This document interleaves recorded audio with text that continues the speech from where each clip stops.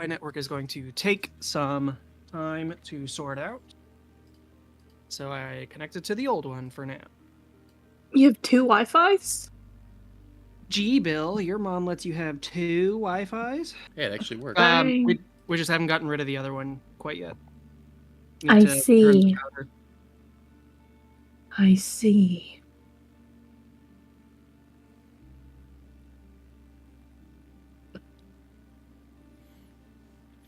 What if YouTube updated their stuff for some reason? Oh, It's wait, booster no, pack. I think it's working now. Welcome back, Duolingo. The bird is here. Is the bird the word? No. The bird is the word in all languages. Bird is the word. Bird. What is that from? Oh, you sweet summer child. Technically, it's just a song, but also technically, it's from Family Guy. Oh, what's... okay. It's a song from the 60s that Family Guy made famous by using repeatedly in an episode. I see. In like 2008. Yeah. And it just became a whole meme.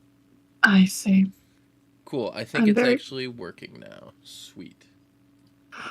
Technology working! Woo! Unlist line. Oh, I guess it's normal latency, so YouTube is still going to be a little bit farther behind. No, I haven't done my Duo lessons in like 2 years. I was trying to bone up on my Japanese before I went to Japan 2 years ago, and then I gave up. Cat, come here. You were trying to bone up?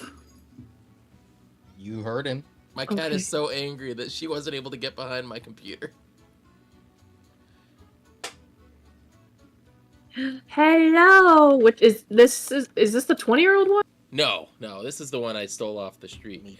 And she's so lovable. She's so lovable. Yes, you are. Oh, you cutie.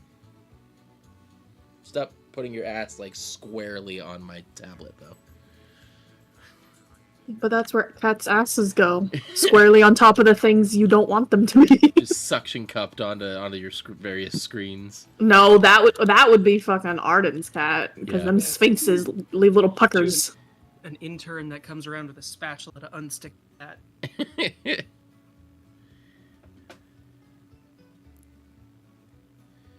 Yeah. Well, she's got the cat has one of those window hammocks in my office window right there. So she's constantly like running past my computer because it's the only way she can get up there. Because I've got my trophy cabinets here, and then all my screens and stuff here, and there's like my screen. I have a screen on on an arm right here that she goes under to get up into the window. What's in your trophy cabinet? My various figurines. Anime titties. Titties. Like you can see right it's there. Mostly One Piece characters. Is Ivankov. And then I have Uta from the One Piece Red movie, and then I think I have Koala right here, and then I have a very provocative Jewelry Bonnie figurine that is really unfortunate to have. I shit you not, and Lilith can attest to this. I shit you not. I bought the Jewelry Bonnie figurine, this really provocative one, and then right before they revealed. Like, literally, I bought the figurine, and we're walking around at the fairgrounds, and Lilith goes, oh, One Piece the new chapter just dropped, and we sat there and read the chapter, and it's like, Jewelry Bonnie is actually only 10 years old. I'm like, ah! Like, 15 minutes later. That's actually really good, though. It's like, no, I just bought this at a fair. There's no return policy. It was pretty damn funny. That's the universe fucking with you. It's like, aha, haha. You thought you were unproblematic. Oh my god. And now I have the figurine. Alright, if we're gonna get started soon, I'm gonna go to the... Listen, to be fair, Oda's literally the artist where none of his characters look their age and none of them act their age, and then he's like, oh yeah, this person's 16 by the way, and you're like, Right? Like, the girl from the fan letter episode is like, a year younger than Nami was when she first appeared. It's just like it's just like this doesn't make any sense. All right, I'm gonna his characters. All right, I'm gonna be turned into a PNG tuber now. Bye. Yeah. Oh god. Oh god. But your beautiful face, where's it going? It's getting turned into road. All right, guys. No Othala today, so feel free to talk shit about her as much as you want. We need more funny Othala thumbnail art. Yes. What's the notice? Okay, so it really pisses me off because sometimes, so when I copy over some stuff, it's supposed to reference.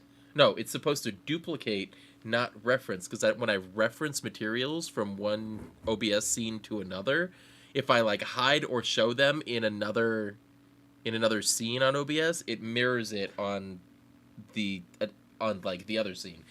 It's hard to explain. I don't know what the hell I'm talking about. We have an ad starting on Twitch, so we can get started shortly after that, and then we'll do the recap. I'm gonna just make the what's it called, the poll to see who does the recap. And I cannot be included because I did it last time. But Othala's not here, so we have to include you to make it fair.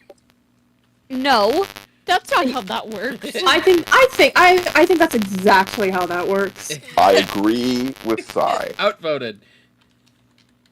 Then Arden owes me.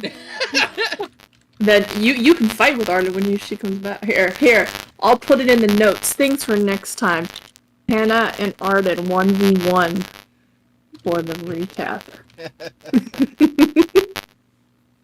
Get out of there, Kevin. Ashley dies. Be gone with you.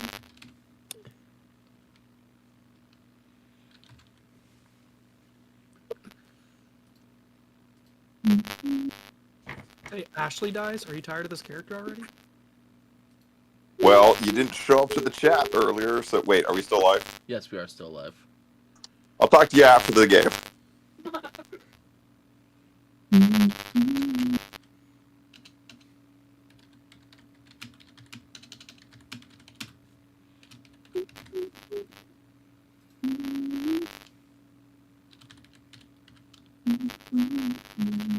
Rubik's, whose audio sounds weird? Whose audio sounds weird? Rubik's is saying others' audio sounds weird to me. I will figure that out as soon Which as one of us is the other? Who's the sus one?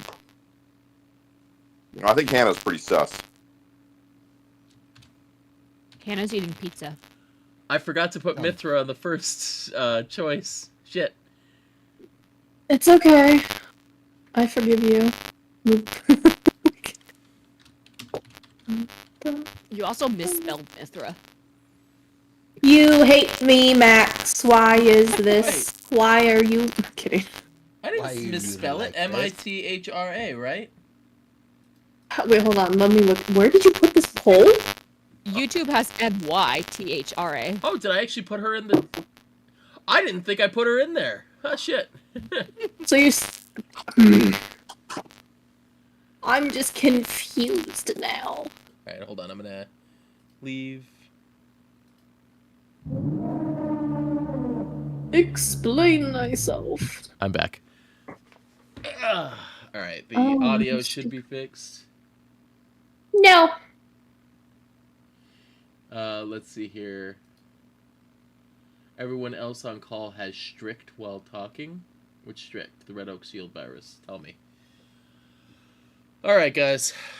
Oh, my neck. Oh, that felt so good, but felt so bad at the same time. Oh, this is what sinning feels like. Interesting. I thought sinning felt like burning in the church when for our friend's wedding. No. We weren't allowed in the church at that wedding. No, we weren't allowed in the temple. We were allowed in the church for the reception. Were we? Yes. Are you sure about That's that? funny. Yes. That's how those weddings work. Still weird. All right, audio is Mormons. good now. We're still doing Is anyone in the chat who is a Mormon? I apologize for insulting you. I don't.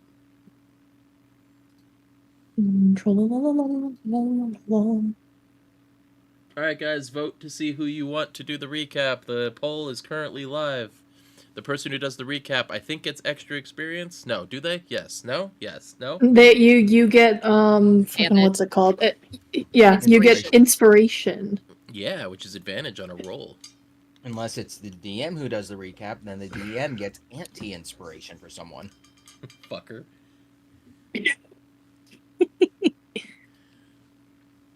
Tis only fair. And then we have the doodle corner. But I'm a good doodle. Huh? Ooh, I just won my first online Pokemon trading card battle. I'm so proud of you. I'm like, They quit. I have a good 50-50 win-loss ratio. I have 27 victories, I think. That means you're exactly in your right elo. Yeah. My opponent quit before I could kill them. I do that all the time, so. I'm like, I'm not going to let you finish me off. I'll take myself out. Kick the chair I out don't from underneath me. I don't really blame them. I had 2 Hypnos that was keeping their card asleep, and then Alakazam.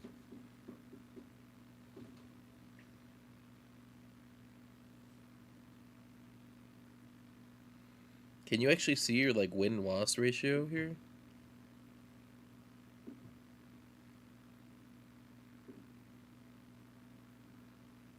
I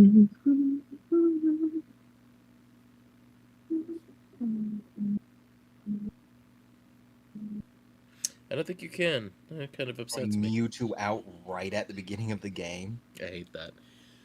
Alrighty, guys. It looks like currently on Twitch, the DM is the only one who currently has a vote, so that's a thing. And then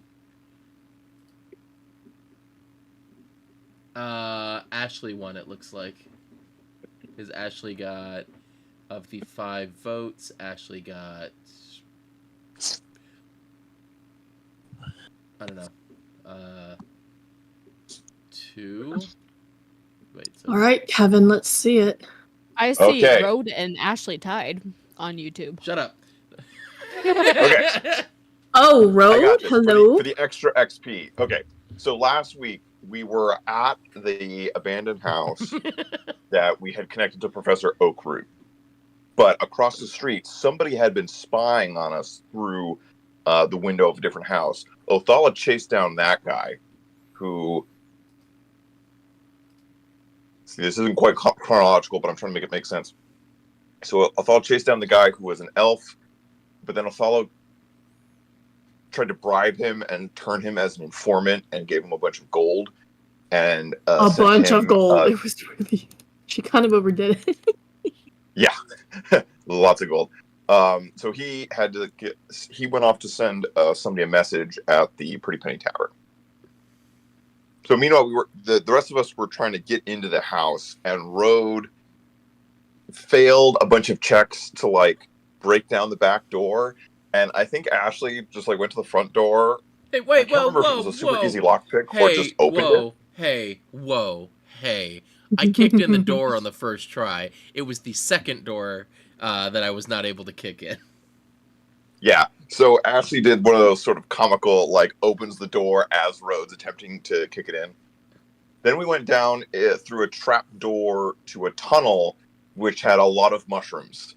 A lot of mushrooms, including poisonous ones, and also, like, fungi, humanoid, like walking, talking evil mushrooms that we had to fight, and we definitely slew. They were pretty tough. I think Taz killed the last one and did like a golf swing and took its head off. And then there were 2 paths. Othala came back and was with us. We flipped a coin. We went left. Oh, now I'm trying to remember the end of. We found an empty room with treasure boxes. Okay, we found treasure boxes. We found like a cool helmet and a pair of gloves and some gold. And then the other way, we popped a hatch out onto the. It was a trap door across the street from the house we'd gone into. So this was like the secret way into the house. And I think that's where we ended. We were fighting a lot. You forgot to say that Road basically got the trap door at the top of the ladder was locked, so Road used his head as a battering ram and just kind of all four into and broke the trap door open, and then now we're about to fight the guy who looks like middle management. Okay, there was some yes. I just remember Road using his head a lot, but not in the figurative way. He literally used his head a lot to solve problems. And that's what happened 2 weeks ago. I'm a problem solver. Oh, and don't forget, the entire time Othala was complaining that we should return so she can make her meeting.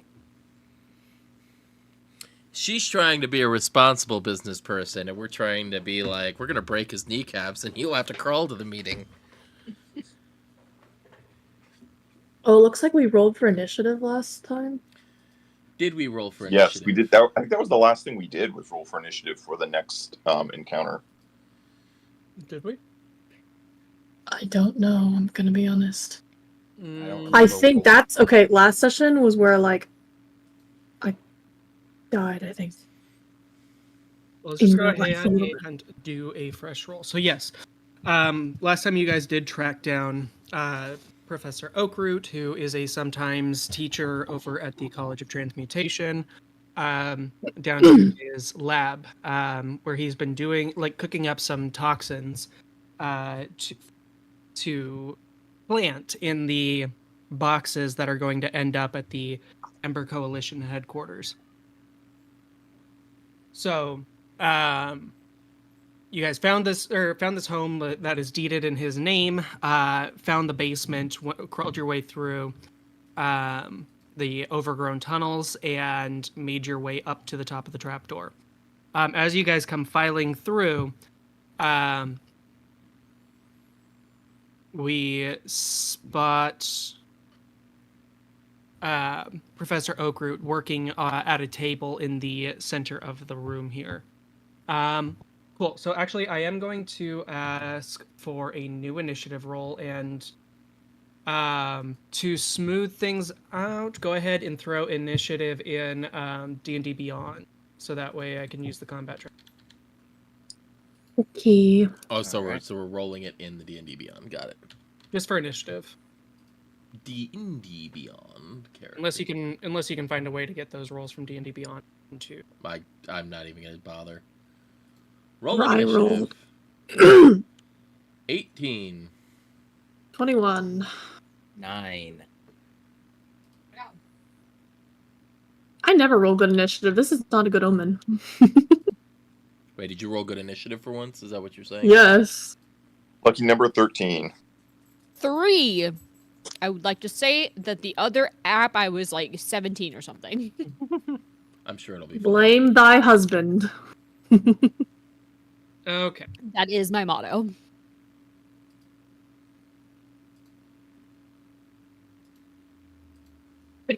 All right. So first up is Mithra.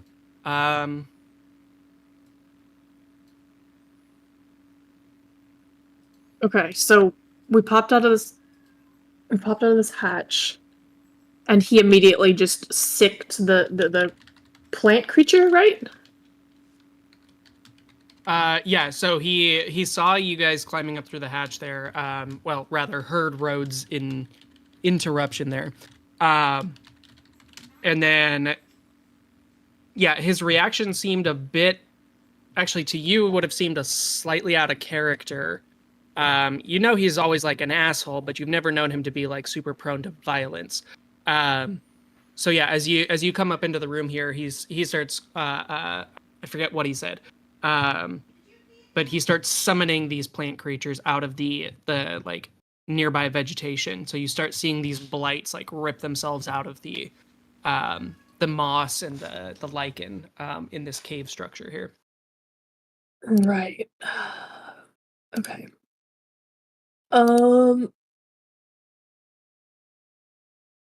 Can I? Shit.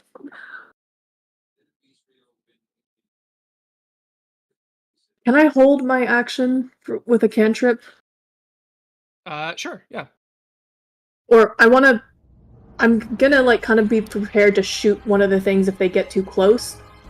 But I want to yell and just be like, Professor, we're come in peace.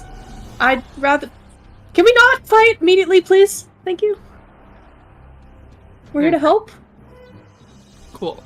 Othala, as she climbs up behind, makes up some space there, and she goes, "Oh shit!" And turns to throw a fireball at a firebolt at the nearest plant creature.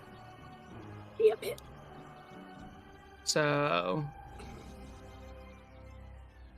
where's her cantrip? So there. Oh, I guess she got rid of. Oh crap! Damn. All right, so nat 20 on that for 8 points of force damage.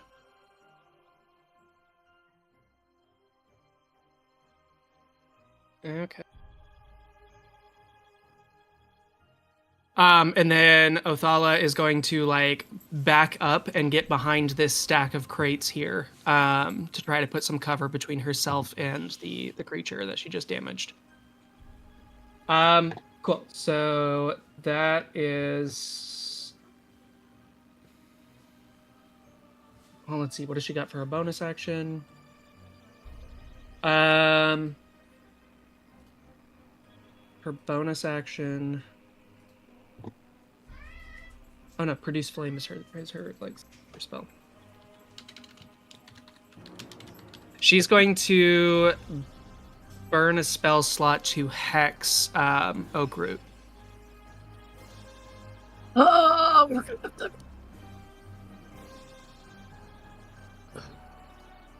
Okay, so yeah, he's currently hexed, and that is going to be Othala's turn.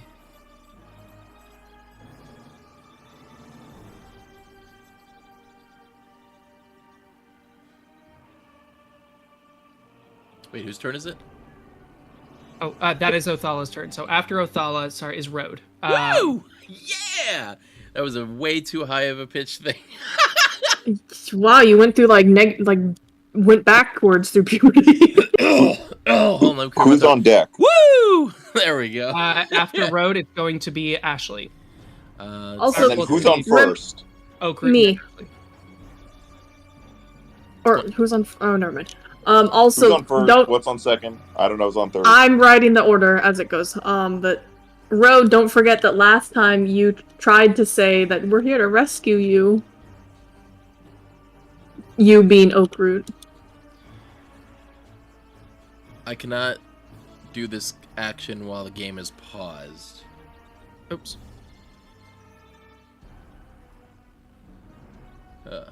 It's very squeaky. Woo, I can't get over that. I'm embarrassed. And also remember, it's recorded on the internet now. It's Twitch. Chat could clip it if they really desired to. Alright. Clip it. Let's see. Do. Run. Here to save you from yourself. Road is going to take a strike and kind of punch this guy in the gut and be like, call off your mushroom people things. Okay. So, Rena, go ahead and make your attack roll. Yes, I will. Well, shit. It's gonna be 9 to hit. No. I like you thought about it. Was like, no. Not on a 9. His AC is lower at this moment than it normally would be, but Second strike. okay. Roll the hit. The fuck? It's 14 to hit. 14 does land. It's gonna be 1d6. 3 points of damage, because I don't get the bonus damage, right? On a... Not on a second attack. Not until you take 2-weapon fighting, I think. Yeah. No, that's fine.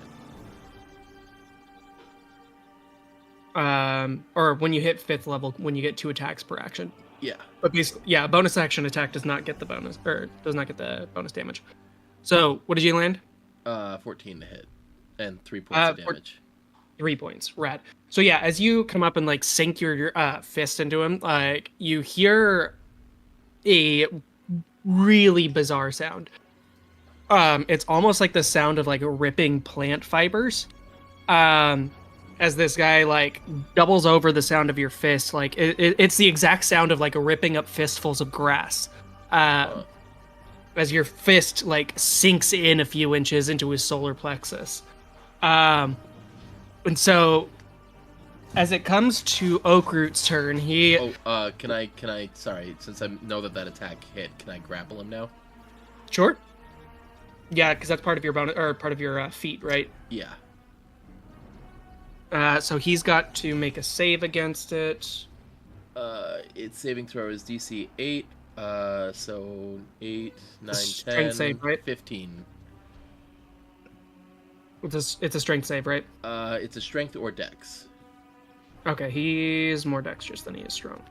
Shit. That's a 11 total. Haha, he's grappled by me. Okay. I'm gonna grab him by his stupid tie. Perfect. So yeah, as your fist kind of like you hear that sound of ripping grass, and like you grab a hold of his of the front of his shirt, and bring your other arm around to the back of his like neck to like hold him in place. He like looks up at you, and you hear this like weird sound of almost like twigs breaking and snapping, as his neck like rolls over, and he locks eyes with you.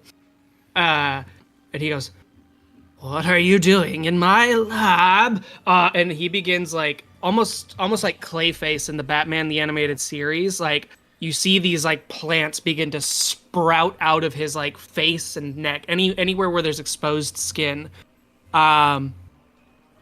As he begins to shift into this. Let me get you an image actually, because I forgot to put one in Roll20 or in Foundry. I really don't like that.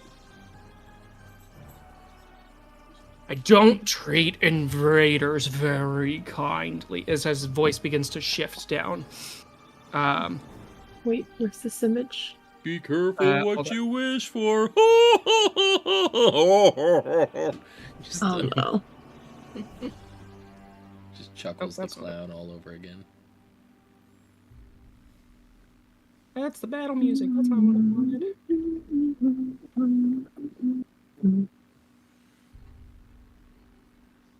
Ooh, stop it. Okay, goddamn.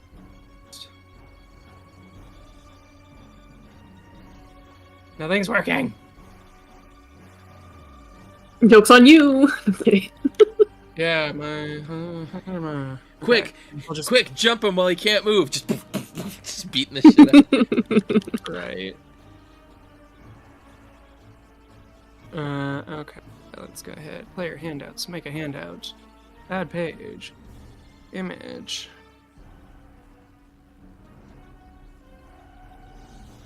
Create new page.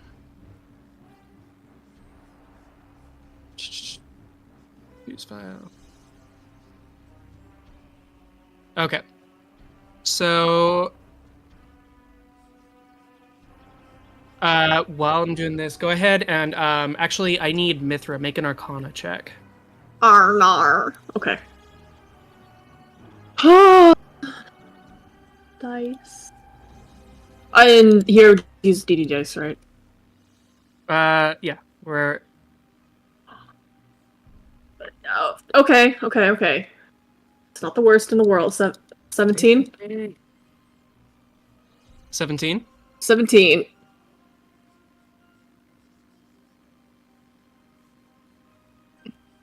Uh, 17. Okay, so as he begins to transform, you being a trained transmuter, this being your most like common style of magic since you've gotten to Maelhaven, you do recognize a kind of This is a modified polymorph. Is the energy that you're getting from this? That's the explanation there.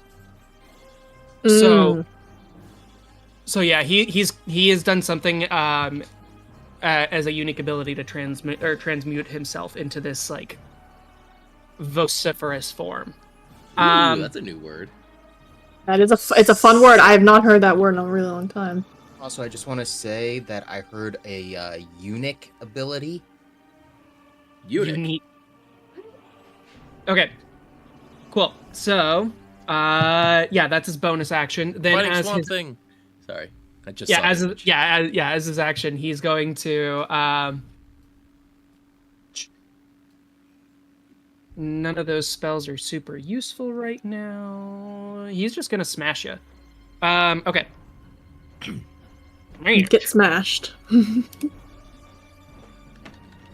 get jinxed. Okay, so 15 to hit you, Road. 15 to hit me. Yeah. That it will not hit me. Hell yeah. Okay, second attack You is bitch. worse than the first. So he's like acclimating himself to his new form. He seems to be kind of a little bit discombobulated, I guess is the best word I can think of. He's like a newborn deer. Yeah, he's a little bit gangly at this exact moment. Cool. So that brings us to Ashley's turn. Kayla on deck.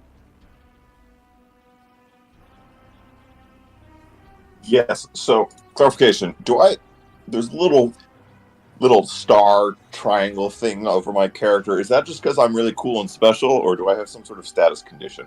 I don't You recall. do have a status condition. The fun guys from the tunnel let you failed a saving throw against them. Yes, I did. I don't. So do I the player, and I actually don't know what that means. Not currently. As of this Okay. moment, you have not started showing symptoms. Symptoms. Oh no. Oh no. Multiple. I mean, it's fine. Like, I don't need to go to the doctor. It's expensive, and I don't have insurance. Anyways, I'm gonna just cast Shillelagh and turn my club into a plant-based magic club, using the power of druidcraft, and I'm going to probably the nearest these guys here. Have we determined what they are and what they're made out of? So these are the also summons. plant creatures. And these are the summons. They weren't here when we walked in the room, right? Correct. Yeah, those are the things that he like turned around with that like wild look in his eye, and started summoning the defenses of his lab. All right, charging forth at the clearest one, swinging my club, shouting "Shillelagh!" Rolling to hit, 19 to hit. That'll hit. Yeah. Watch me whip. Watch me shillelagh. Watch me, Nene. Watch me hit with the Shillelagh. 9 points of force damage. Okay. Rad. Oh, and that is the same one that Othala shot. 9 points, you said? Yes, 9 points force damage. Cool. So that's a bonus action and an action. Any follow-up? No, I will use the rest of my movement to try to get around him to, set up a good strategery Cool. for any of my allies. Good strategery. Strategically remind me of positioning. that. Vociferous. Indubitably. Yep. All right. So Also, Troll I'm Oxen, sorry, I just instinctively ignored your friend request. I'll look into that later. oh, for Fortnite. I was going to the next tab and I was like, friend request, I'm like, ignore. I'm like, oh wait. You fool. Yeah.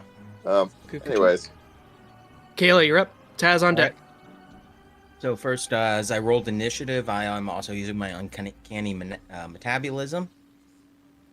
I gain all my focus points back and can get quick heal in. Oh, okay. Is that a bonus action? No, it's upon rolling initiative. Oh shit, cool. Yeah, so uncanny metabolism special.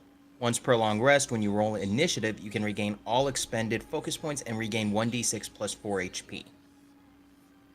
Well, monk shit, let's go. So it's just a better second win. This is bullshit. Hey, Didn't you get some shit too? monks needed love. As far as I know, Alright, fighters so- didn't get a ton. Let's see, I should be close enough to. Nope, wrong. Well, listen, at least you're able to use the new shit. They don't even have the transmutation wizard archetype. I had to completely change my subclass. Or you could have chosen not to. I didn't, because my subclass doesn't exist. Yeah, but I'm a stubborn bitch. Oh yeah, that's Oh, well I within see. my range. Wait, that's the opposite. So I am gonna run up to this other plant monster and kick it in the chin. Okay. Run up, roll to hit.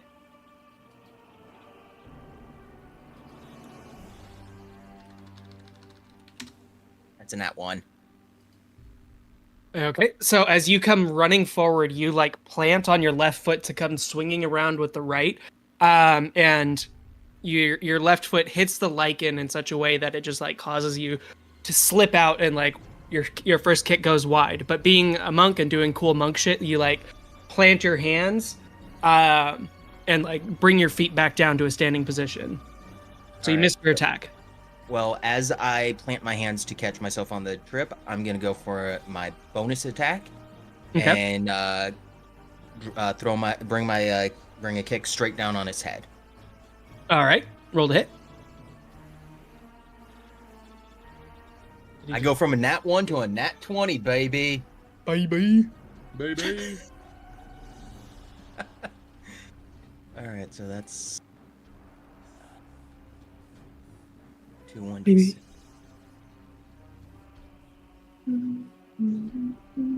That's gonna be 9, 10, and 9, so 19 points of damage. Jiminy. Okay. Give me cricket. Or something. Oh, there's an ad. Oh, yeah, sorry, ad playing. Shithead, what are you looking at? Okay, for all of the subscribers. Taz, you're up. Okay. I'm going to look back and forth and see where, like, between Ashley and Kayla, and notice that Kayla, like, swung and a miss the first time, but came back around, so I'm gonna be like, gotta go help the bird. And she's going to run over here and swing with her great axe. Okay, roll to hit. Can I rage first before I... That's a bonus Wait, action did for we- sure. Not reset? No, that's what we had. Anyway. We have not had a rest, no. In a while, apparently. Yeah, you woke up this morning and got sent to the Shadow Realm. Alright, well, I'm gonna Freaking rage. Yugi and his Little- bullshit. My little ears are gonna pop out, and I'm gonna swing. Swing away. Nat 20, baby! Baby! I hate you. And Lavender Onyx Heart, thank you for the first time chat. Yes, thank you. All right, And- rad. Even if maybe I missed because it doesn't have a chin. Crit damage, 3.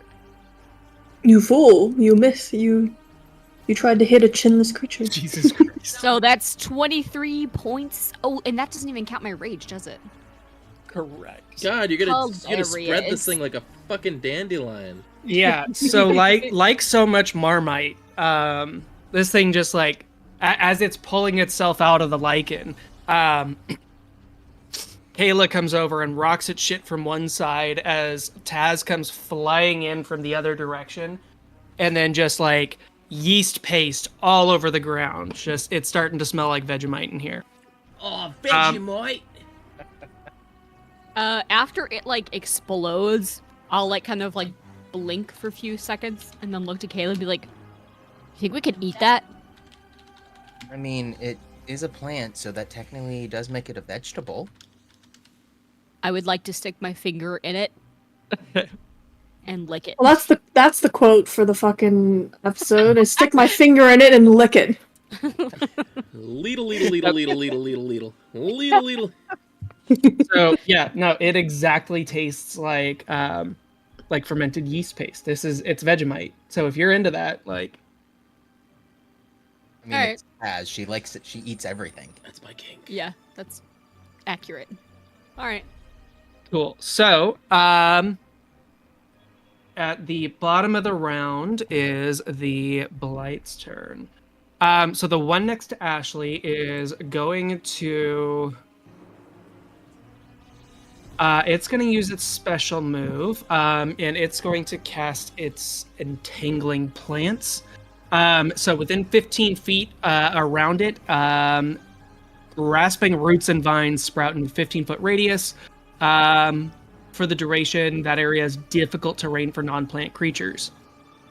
So you move at half speed while you're in the radius around the...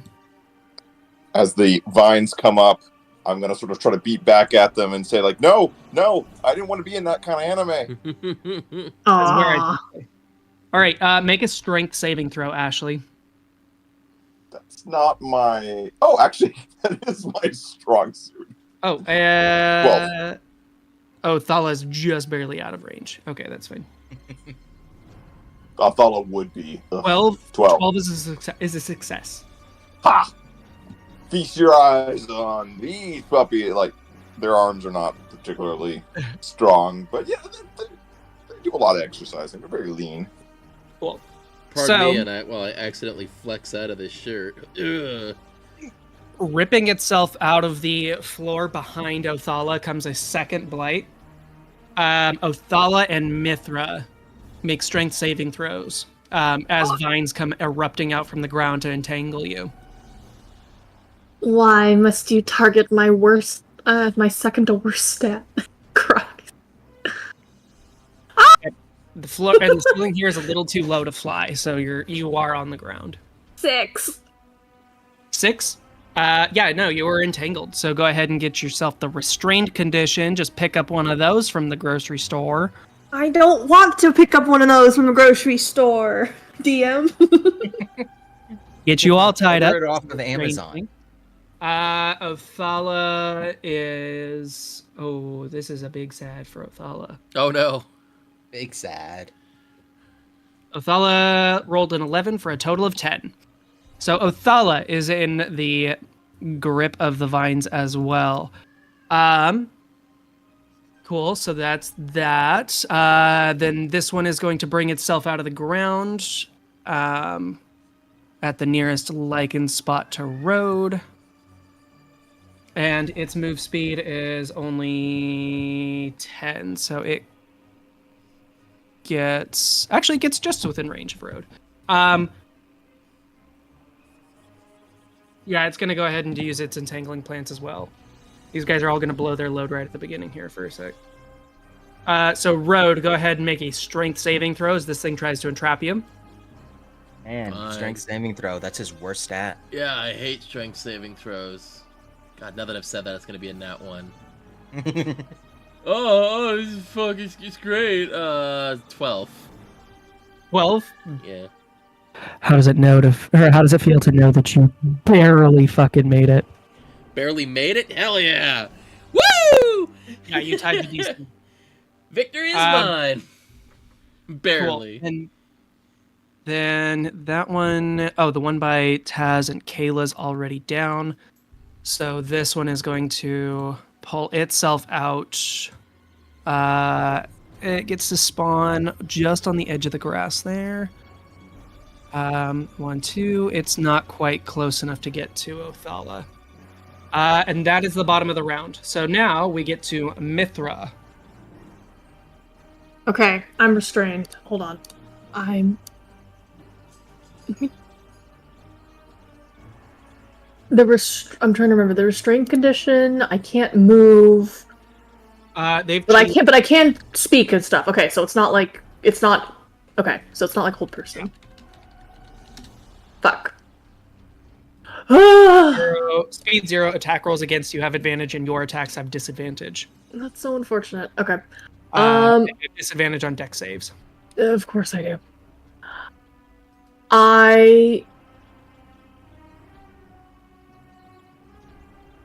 And it's a strength. I'm assuming it's a strength to break out.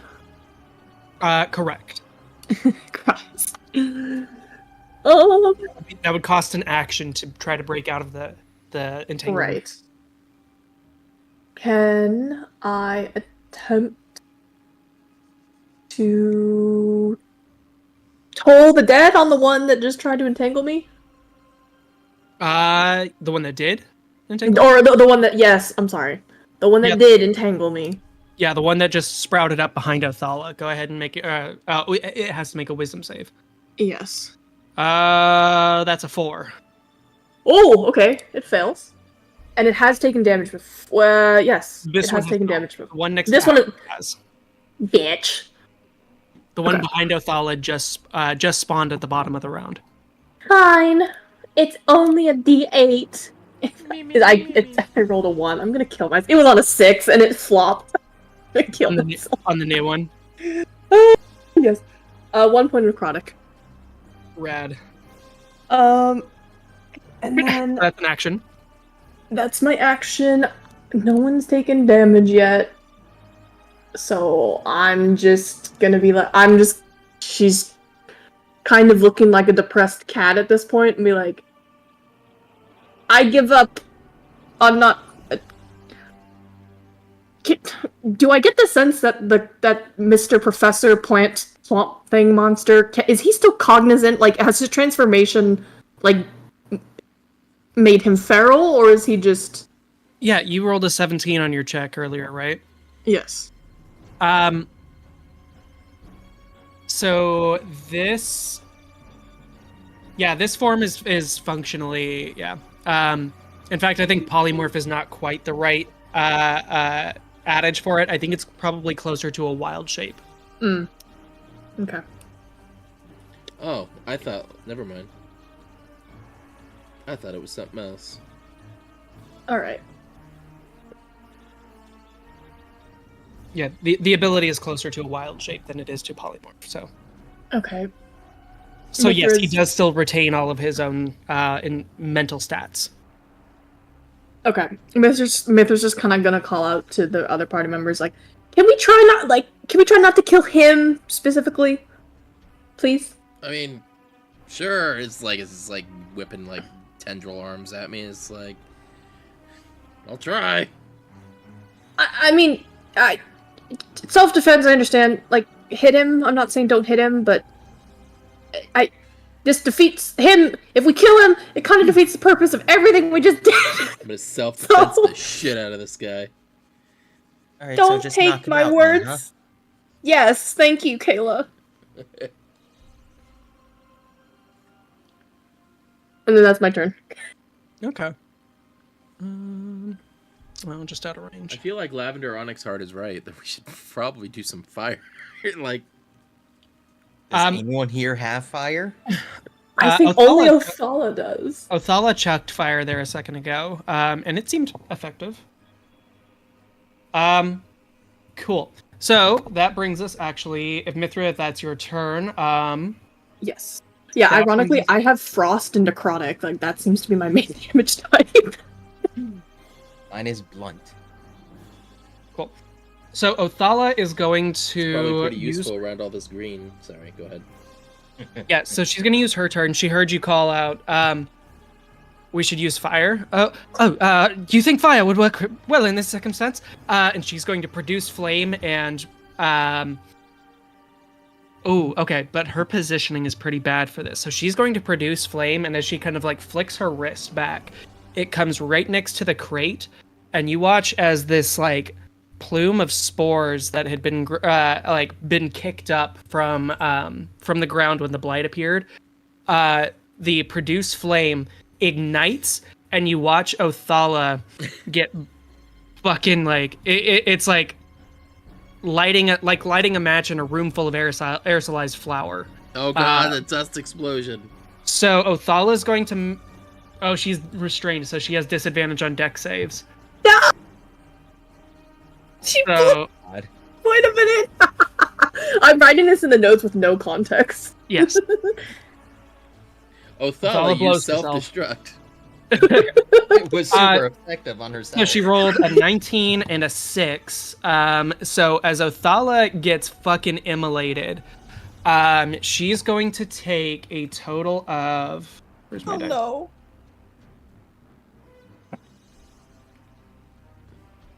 Arden is not gonna be happy if we kill God, Othala. We need to actually no, she's in Roll. concert. Let's not ruin her concert experience. But we after we're done, we do need to ping her and just tell her things with no context. It's So so it's Othala's so going to freeing not to be a healer. It's just like nothing that happens. I'm here is stressed. Yeah, I'm stressed right now, Max. Makis, you need to now. Your next doodle has to be Othala exploding. Yeah, so Othala Oh my gosh, yes. immolates herself and takes 28 points of fire damage. So Bruh. she explodes, and then you see her like smack into the stone wall Jesus and drop Christ. down into the entangling plants. The plant next to her also took 28 points of fire damage. So you watch that one just like Hey, worth it. dissolve into Marmite. Okay, so she killed one at least. Right. Yeah. Let's all see. worked out Mithra in and the the end. other blight were out of range. So Othala is unconscious now, like just wrapped up in all the vines. You do notice that when the blight goes down, the vines still remain. Huh. Okay. So those areas of plant growth are still there when the It's when the still blight goes difficult down. terrain. Got it. Correct. Yeah. Cool. So that's Othala's turn. Wait. Max, if you draw Othala exploding, I need a chibi Mithra just freaking out in the back. Cool. All right. So that brings us to Road. So do I still have a grip on this guy, or did he free himself? No, you're still grappling him. Is Oh, let me give him his grappled condition. Is he bigger than me now? Yeah, he's a large creature at this. Oh. So he is like, so he has fully filled the vertical space. You watch as like his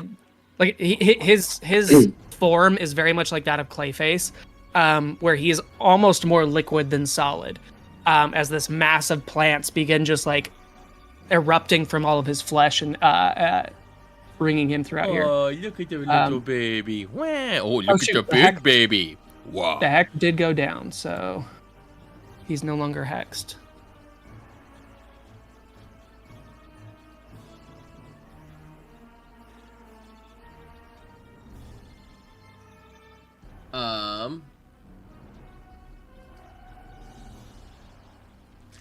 Huh.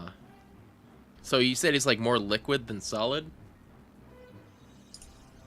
Yeah, so yeah, his form is very much like fluid. I mean, So you are still grappling, you are still holding on. You can grapple a creature up to one size larger than you. I'm just this might kill me. How much damage have you taken? I'm good. I'm Are you gonna climb inside him and wear him like a suit? I'm feeling pretty perky. I'm gonna destroy him from the inside, guys. Road is gonna dive into his body. Okay. And just start like ripping and tearing from the inside. Kaz's jaw is just on the floor watching Road now being like, ugh.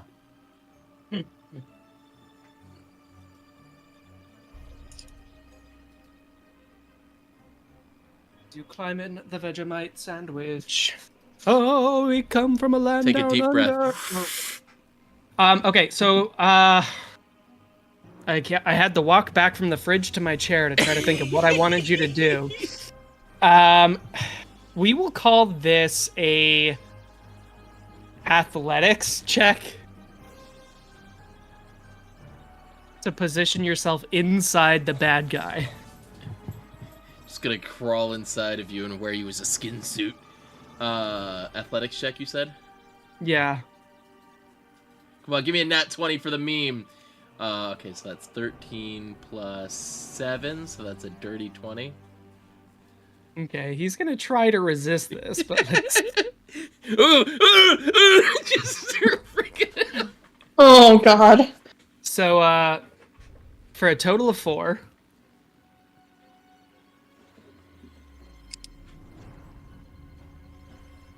So, yeah, you start... Sky high. So, yeah, for a total of 4, he does not quite resist you. So you, like, from where your hand was already, like, implanted inside of his chest, you just, like, grip a little bit harder, find, like, something a little more sturdy, like either a branch or a bone or something, and start pulling your face forward into this thing. I'm going to go ahead and give him 5 points of damage on principle. And then, yeah, you are currently sharing the space of the bad guy. Do I still have an attack option, or was that my action? That's an action. So can I do my bonus action attack? Yeah. Wait, can I do... Okay, never mind, it's an action. I will do... yeah, I'm going to use my second strike to, from the inside, just start taking chunks. I'm looking for something that looks natural 20! Yeah! You messed it up, Max. What? You didn't say baby. Natural 20, baby! There we go. All right, roll damage. All right, so that's... Are you burning any psionic dice? Yeah, I mean, probably should. So that's 6 on the die, but I don't get any bonuses because this is my bonus action attack, so that's going to be just 12, and then I'll burn a psionic to... I don't remember what all your dice do. I just remembered you had those abilities. Oh, psionic strike is an action. Never mind. I think I don't really get... Yeah, I don't really get any extra damage. I can push him. I push him. Once on each of your turns, immediately after you hit a target within 30 feet of yourself, you can deal damage to it and you deal damage to it with a weapon. So your fists are a weapon. Yeah, so I'll do that. Expend 1 psionic energy die, rolling it and dealing force damage equal to the number you rolled, plus your intelligence modifier. Which is 0. So psionic strike. Yeah. 1d6 plus 0 force damage. So it's going to be 12 plus an additional 6 points of damage. I rolled max on the d6 twice. 18 points of damage altogether. Because you start, like, tunneling down inside of him. You, like, reach in and grip something, and you're like, hope this isn't important. Snap. Okay. So that brings us to his turn. So Oak Root, the rest of you just watch, like, Road begin tunneling into his chest. And, like, what passes for eyes on this creature just go wide. Okay. Just the DM's like, I don't know what to do with this. Can he flex? Yeah, I don't know what he's gonna... okay. He doesn't have any relevant actions to this, but I'm gonna give him one. This feels appropriate. Yeah, he's gonna go ahead and clench. Road, make a Constitution saving throw. Hell yeah, I gave you the idea. I deserve royalties for this one. Constitution saving throw? Yeah. Huh, that's gonna be a 3 plus 5, so 8.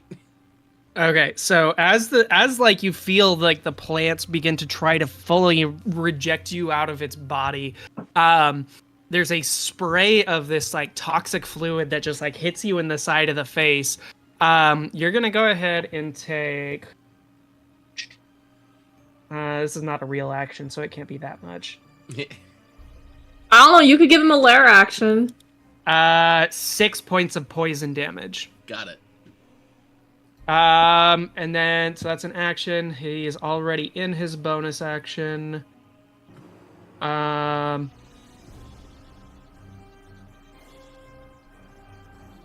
Oh, damn, he had advantage on his attacks against you earlier and didn't take them. Okay. So then he's going to move closer to, let's see, 1, 2, 3, 4, 5, 6. He's going to start flowing towards Ashley, carrying Road inside him. It's like I'm wearing a fat suit. Oh. So, on that note, as he begins like moving over all of the impediments in between you, Ashley, it's your turn with Kayla on deck. Hey, where did Road go? You What? see one foot just like sticking out of the chest of this creature. He should be able to figure it out. Yeah, this is not how I normally like my plants. Okay, you're gonna go to sleep now, and I'm gonna whack the blight next to me with my shillelagh. Cool, that's an attack roll. Go to sleep now. Whack, whack, whack, whack. 8. Yeah, 8 to hit? No. 8 to hit. Okay, not good. Any bonus action? Bonus action is espresso around? We haven't referred to espresso lately. Espresso was in the tunnel. You can have them come bursting out of the ground if you'd like. I'll give a very loud whistle, and call forth Espresso, who is not on the map. And for those listening, Espresso is my animal companion, a panther, a very nice espresso-colored panther. And Espresso is going to make a pouncing attack towards, we'll say this one that's probably closest to the entrance. I can't really remember where the entrance is. Yeah, the entrance is that purple. Well, somebody highlighted it in purple. Yeah, so it should be able to come out, avoid the plant growth, and pounce on that blight. Okay. Cool. Let's make an attack roll for Espresso. Espresso mean claw attack. 16 to hit. 16 will hit. Yeah, roll damage. Okay, so that's 5 points of slashing damage, and because it's a pounce, it needs to make a strength saving throw or be knocked prone. Okay. Rolls a 9 for its saving throw. Okay, so it is knocked prone, and Espresso can make a bite attack as a bonus action. It is not immune to prone, surprisingly. That feels... However, that's only a 7 to hit. That does not land. So what was the total damage from Espresso? 5. Okay, cool. And that is my turn.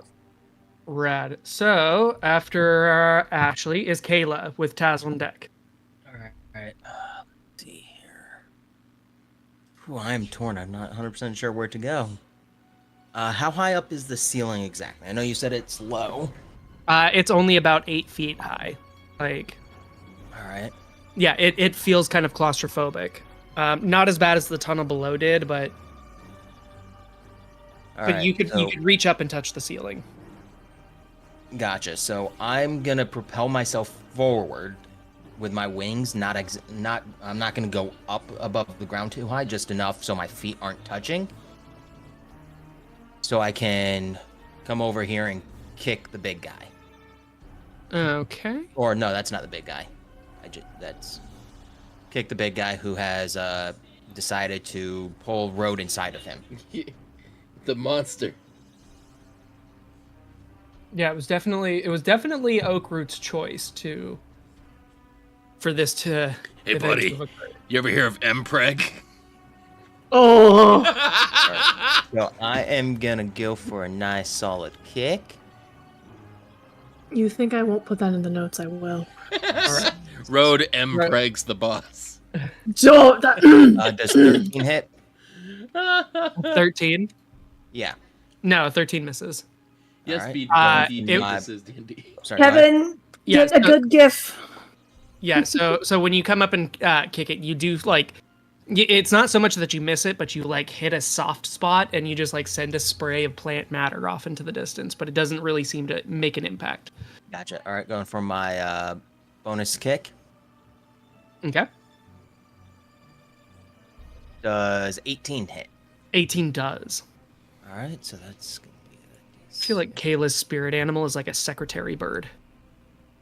Honestly. 8 points of damage, All right, rad. followed by my Hand of Harm ability. Okay. There's a save for that, right? No. There is not a save for it. Okay. Roll damage. Yeah, so that's unfortunately just 1 point of necrotic damage.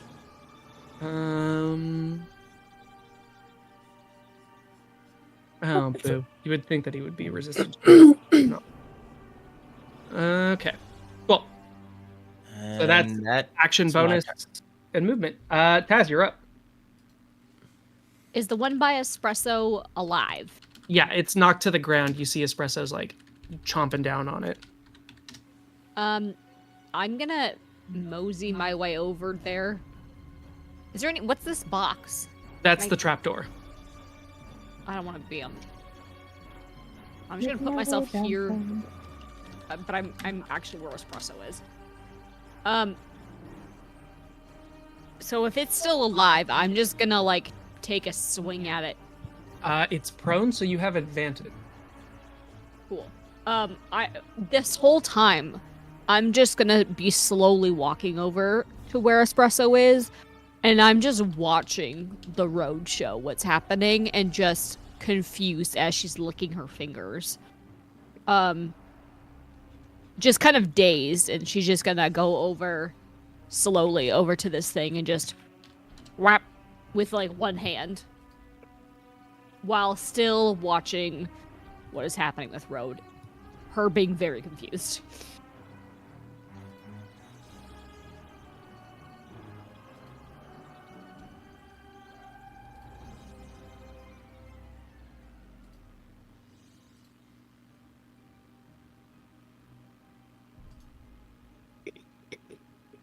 Oh, I just realized that I was muted. There's no episode, or there's no GIF for the episode of Taskmaster where Taskmaster Australia, where they were like covering things in Marmite. I did find a clip of a secretary bird from Agritsuko, though. My headphones just disconnected. Okay. Cool. So, Taz, did you make your attack roll?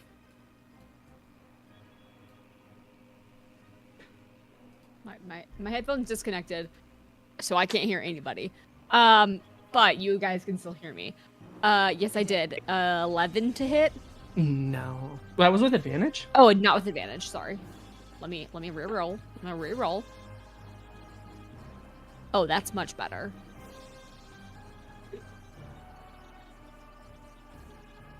22.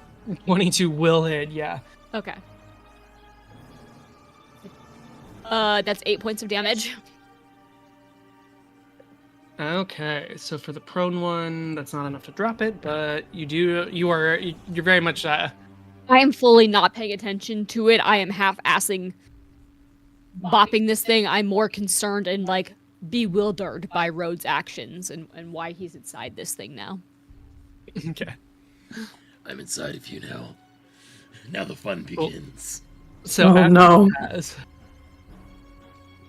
after Taz, that one's dusted. This one, first one up is going to attack Ashley. Ashley, that's a 14 to hit.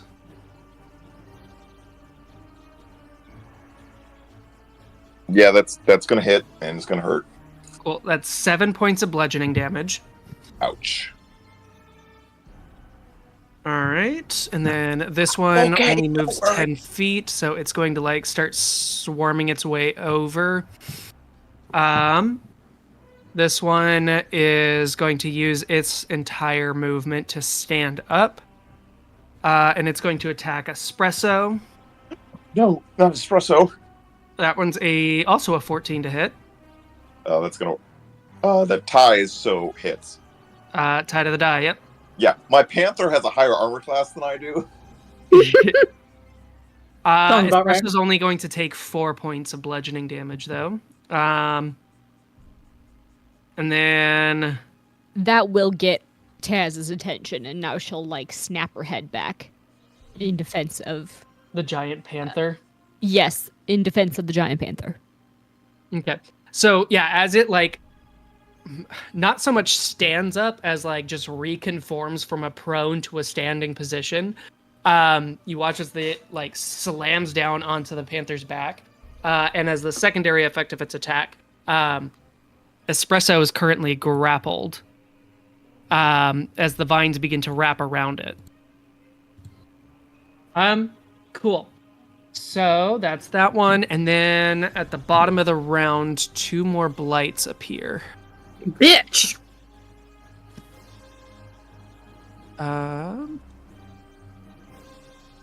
As the security system continues to be active. Okay, cool.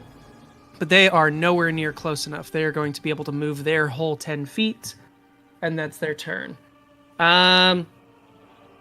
Cool. So that's Mithra's up next. Othala's unconscious. Mm-hmm. Unless the ruler is lying to me. If I drop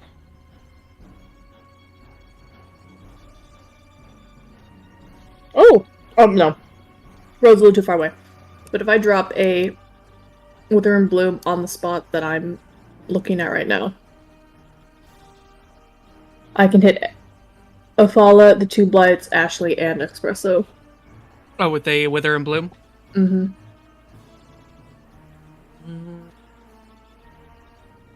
I don't know if Wither and... Let me double check.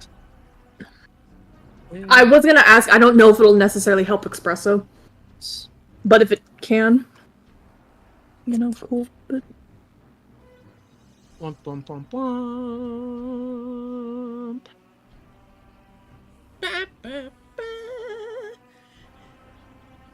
Rolling hit dice is not an action. Okay, cool. So Othala could potentially benefit from Wither and Bloom. Yes, so Okay. I want the 2 blights need to make a con save. Ashley, you can roll a hit die. Espresso can roll a hit die if she has any, and then Othala. Oh, actually, does Othala have any left? Because you guys... Ooh, motherfucker, she doesn't. I'm gonna be... I don't know.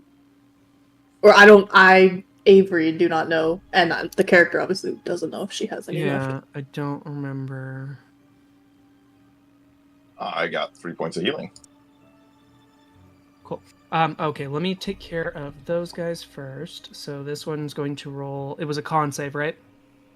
Yes. 3 for you, Kev. 3 plus my spellcasting modifier, so 5. So you get 8. Spellcast? So you get 8. You get 8 in total. Womp, womp. Okay, so the first one rolled a nat 1 for a total of 3. The second one rolled a 6 for a total of 8. Okay, both So fail. both of them fail. So how much damage do they take?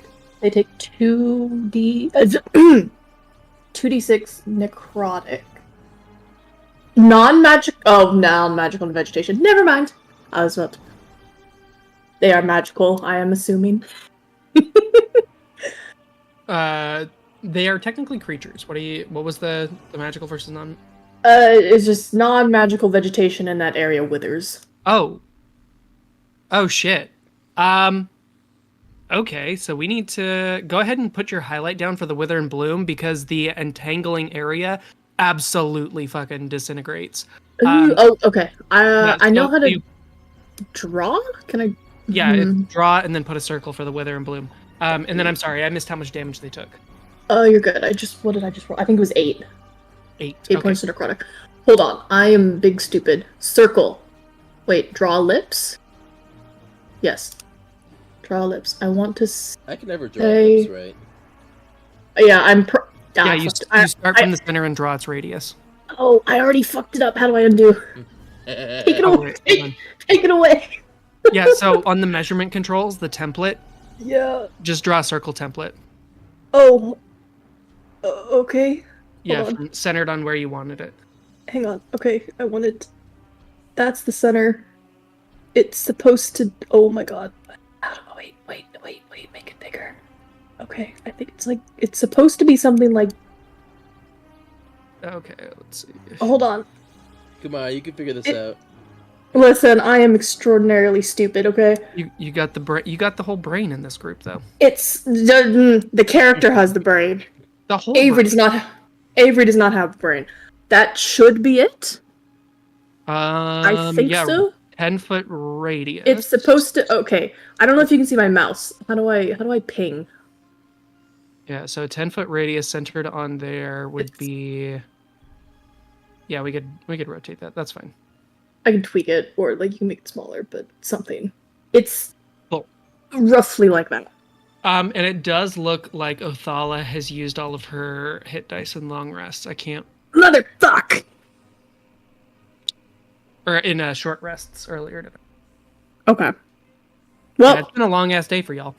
that's true. Cool. So Othala still remains unconscious, but Ashley takes a little bit of healing, and both of the blights take some damage. Okay. How- The one next to Ashley looks real fucking hurt right now. Okay, Othala's going to make a death save. That's a failure. She's only got one. She's only rolled once so far. Okay. That brings us to Road. You have a full action there, Road. Just start tearing. I'm going from the inside. Anything glowing in here? Is there anything that feels like it's got like? Yeah. So it's like a green version of Victor, like the Hex Core Victor. Mm-hmm. So there's like flowing veins of like.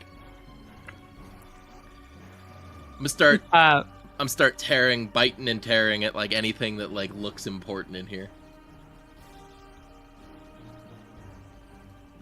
Unarmed Right. attack.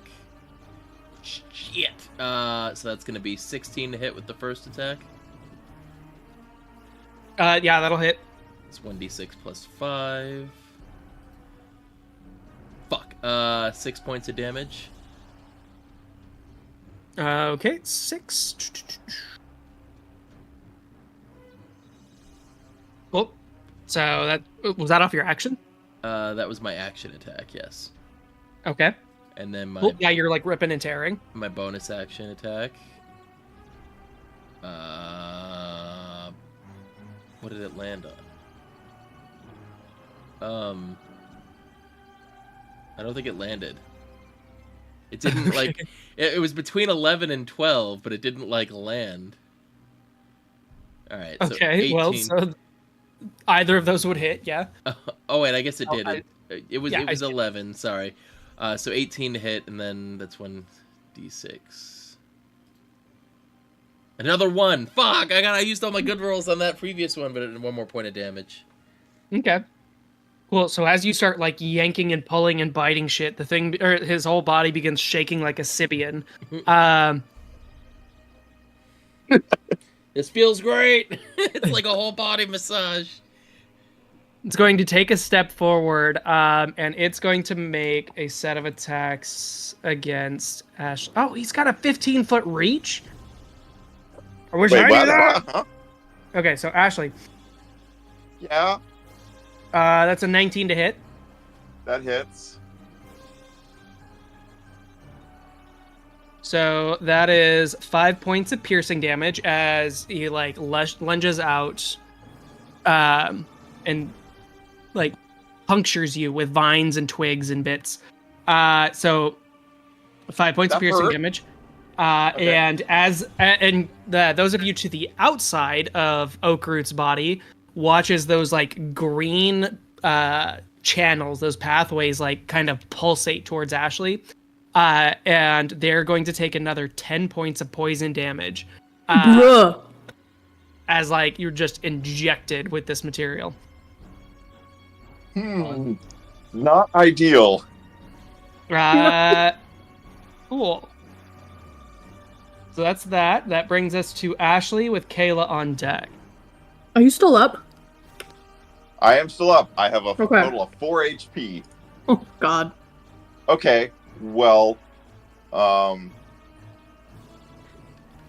this is a little terrifying. Sorry, I'm just scrolling through my spells, seeing what I got.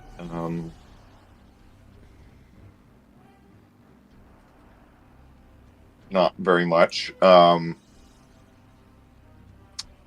I'm gonna smack the small guy with the shillelagh and see if I can run away. So, yeah. Oh, that means I need a roll to hit. That's a 17. That hits.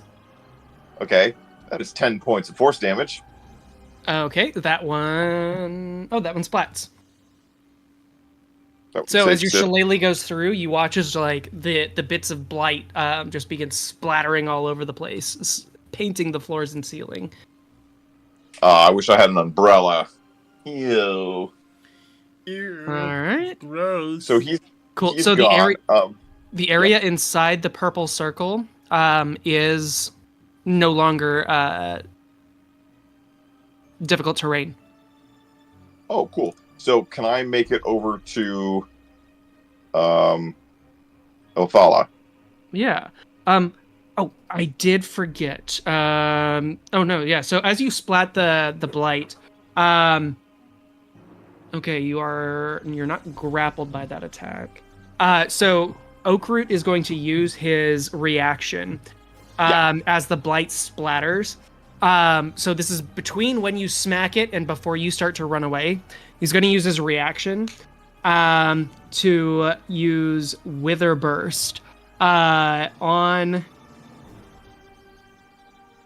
Fuck, okay, he can't see Road inside of him. Actually, Yeah, come on. yeah, he can't see Road inside of himself. Ultimate I thought, tactical like, move. Might it be fun if it's like face just rotated inside of its chest cavity? Ooh, It's that's awful. But do it. It's Do that it. scene. It's that scene from SpongeBob when Plankton goes into SpongeBob's brain and SpongeBob just like turns his eyes completely around. Oh no. Okay. So I was like, thinking Rasputin from when like he brings his head down inside of his rib cage. Oh my god, in that scene Anastasia. too. But legit though, I've never seen SpongeBob in its entirety. I've seen that scene and it scared the shit out of me as a child. All right, so cool. Then yeah, you know what? We'll do it against Road, and because this seems fun and thematic. So as the Vine Blight goes down, Oakroot is gonna look down inside of his chest and like spot Road just like ripping pieces of it. Road, make a Constitution saving throw. Yeah. Okay.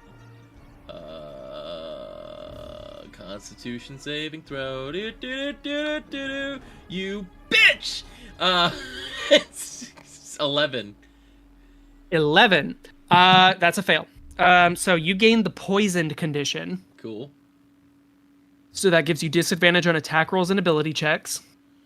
Okay. And then at the beginning of your turn, you're going to take poison damage. You can repeat the save at the end of each of your turns. Okay. So, cool. That's its reaction. So Ashley, now this is still your turn. We have not left your turn. So Okay, so yes, I'm going to meander over towards Othala. now that it doesn't get an attack of opportunity. Yes, and Espresso will try to bite at the blight next to it. So that's a D20. It's only 8 points to hit. 8 to hit. Next to the one next to Espresso? No, that's Yes. its AC is higher than that. All right, that's my turn. Okay, cool. Oh, okay, that's the music. Cool. Kayla, you're up. All right. You said this ground was no longer difficult terrain. Inside the purple circle is not difficult terrain. The green spots outside of the purple circle are still difficult terrain. You'll move at half speed through those. Gotcha. All right. Question. From my position, do I see road at all? You see a foot. All right. So movement. right, so I I'm have sorry, more Max. than enough move. What was that? Game is paused. I can't move my character token. Someone say my name. I said, Max, I was looking at the doodle corner and I Oh, already I'm gonna love the go- expression. Over there, and knowing that I am across from Road in this, do I get advantage on my attacks? How's it going, Mighty Blob No, King? no, you're not getting flanking Flanking. while Road is inside. I appreciate the hustle, though. That's all right. All right, so I am gonna kick it. Yeah, I rolled a hit. Yeah, that's gonna hit 18 plus 7. Yes, that does land. That's 6 plus 5, so that's 11 points of damage right there. And then I am going for Flurry of Blows. Make 2 more unarmed strikes against it. First one, that is a 19 to hit. Okay. And second kick is not 16 to hit. Yeah, this will both hit. All right, so first Hey, kick Trollo, thanks for the gift does membership. 7 points of damage. Second kick does 10 points of damage. 7 and 10. Okay. Yeah, the vibrations increase Are they good commensurately. vibrations? You tell me. Talking Like, about good You know vibrations. when you take those like those shoulder massagers that you can get from like Brookstones and stuff. I have one of those and it's busted, and I'm so pissed off about it. You know that feeling when you put one of those on your skull, Yeah. when you go brrrr, like as it Ow. thuds against the bone. Yeah, that's what's happening to you right now. Ow. Ow. Kayla, sorry, Taz, you're up. Yeah. All right, I'm pissed someone has now been mean to Espresso, so I'm going to cut Espresso free. Okay, make an attack roll. Is that me? Baby Kate? Was Espresso able to restore some hit points? Oh, because it was in the range of the Wither and Bloom. Yes, Yeah. they're at full HP now. Okay. Rad. good. Cool. They have more hit points than I do. 25. That hits.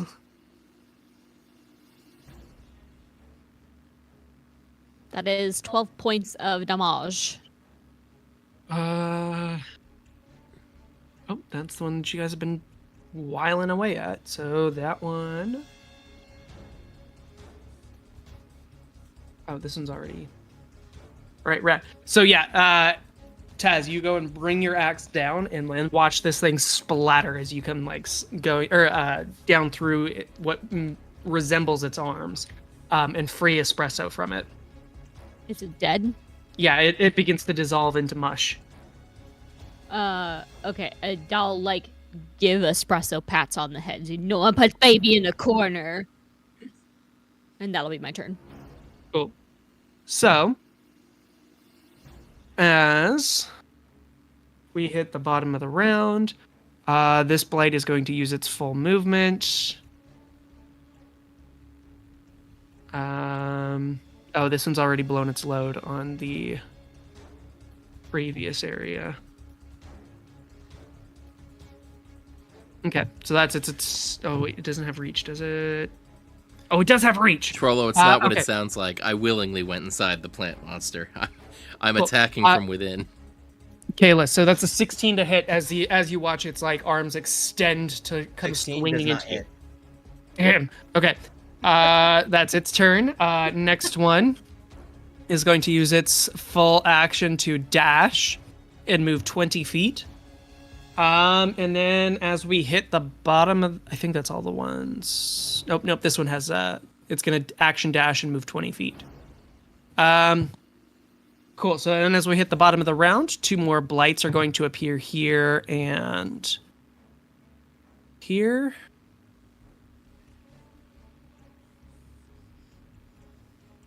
And then they get to move their 10 feet. So this one is going to... Oh, no, not that one. It's gonna have to appear on that side because there's grass on that side. Okay. And then does an 11 hit espresso? It does not. Okay. Cool. That's the. It's trying to. The one that just sprouted up right here. Oh.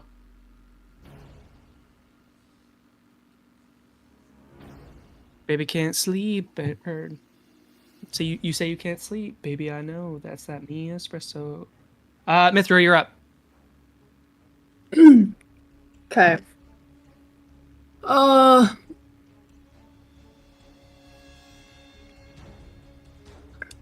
don't like that those ones are coming closer.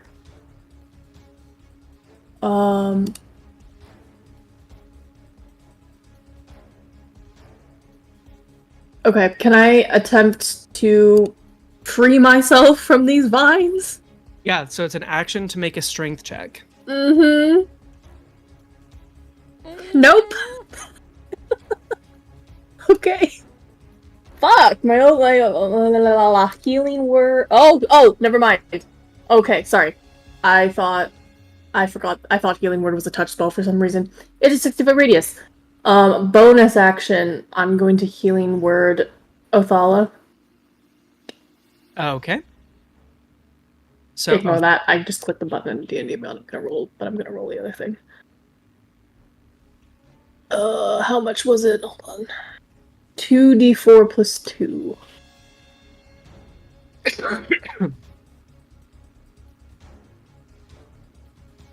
Five points of healing. That is Mighty Blob King. That is 100% correct. Okay, so 5 points of healing. Othala pops back up. Oh, you're still entangled, so that is all you can do on your turn, isn't it? Yep. Okay. So Othala is going to pop up, and then Mithra, as you begin or finish the incantation for healing word, you hear the sounds of like metallic hands clanking on the ladder below, as Jeeves pops up, and then moves through the vines, and encapsulates Othala inside its chest. So just like Bender from Futurama, just like picks Othala up bodily by the torso, and just shoves her inside his chest. Oh, must be nice to have money. I'm 40% MacGuffin. So, but that leaves Jeeves now in the vines. Cool. That is Othala's turn. Road, you're up. So I have disadvantage on my attacks and stuff right now, right? Because you are poisoned, yes. All right. So I am going to, as a bonus action, I'm going to use second wind, Okay. just to restore some HP.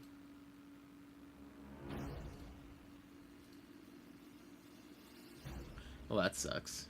That's at 6 HP. It's whatever. And then I'm still going to attack, obviously. Obviously. Oh, with disadvantage. Ah, that one! You fool. You fool! You foolish fool! Alright, so that's a nat 1. So I'm gonna miss that attack, and then I have to roll to see if I can cure myself of poison, right? Yeah, so go ahead and roll a d6 real quick on the beginning of your turn, though. Oh, sorry. 5. So, there goes that healing I got. That's the damage, right? Yeah, 5 points of poison damage. And then... I gotta roll a d20 to see if I'm healed of the poison. You bitch. Is it a Constitution saving throw? It is, yes. 13. A 13 is enough. Woo! That's the exact DC to cure yourself. Woo! Yeah! Victory. Okay. Cool. Anything else on your turn? No. I think that was a bonus action and action. I'm good. That's it. That's all I can do. I'm staying inside this vibrating cocoon of plants. This vibrating cocoon of plants. It's just the you can see the plant monster just getting the look on his face. Yeah, he's looking a little queasy. Yeah.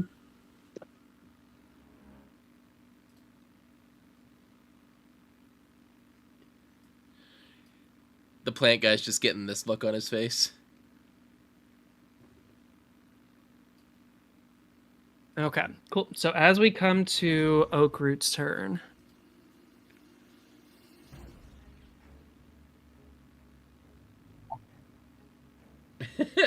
Thank you, Blob King.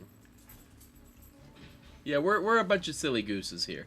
Silly geesen? Goosen. Goslings. We're a bunch of silly Ryan Goslings. Is that how that works? Yes. Alright, we have an ad starting in 3 seconds. I'm gonna go to the restroom real quick. Be right back. Okay.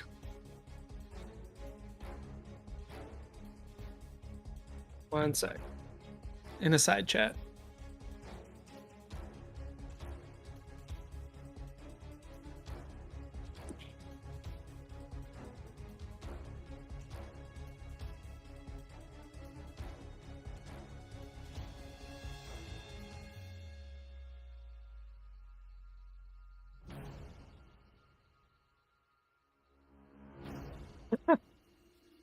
Okay, so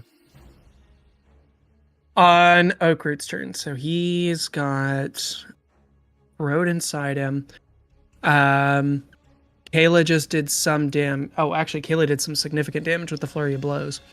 Okay, so on Oakroot's turn, he's going to turn. Not so much turn as just like the face kind of like pushes out through the side closest to Kayla.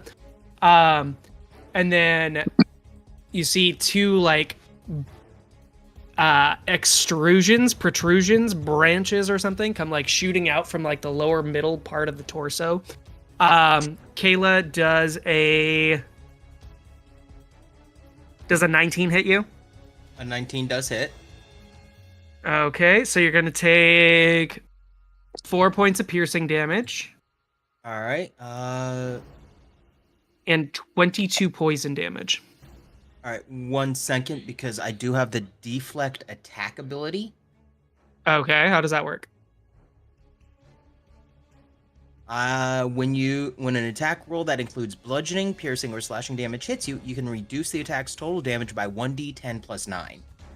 Okay, so yeah, you can reduce the piercing damage. It did not say for poison though. Oh, no, that's not right. Yeah, so roll the d10. Just need a regular d10 thing. There we go. All right, so that is 1. So that's 10 points of piercing damage that I deflect. So I bring the piercing damage down to 0. Cool. So. And hold on. Because I reduced it to 0, I'm spending a focus point to redirect the attack. 2. I am redirecting it to Dr. Oak.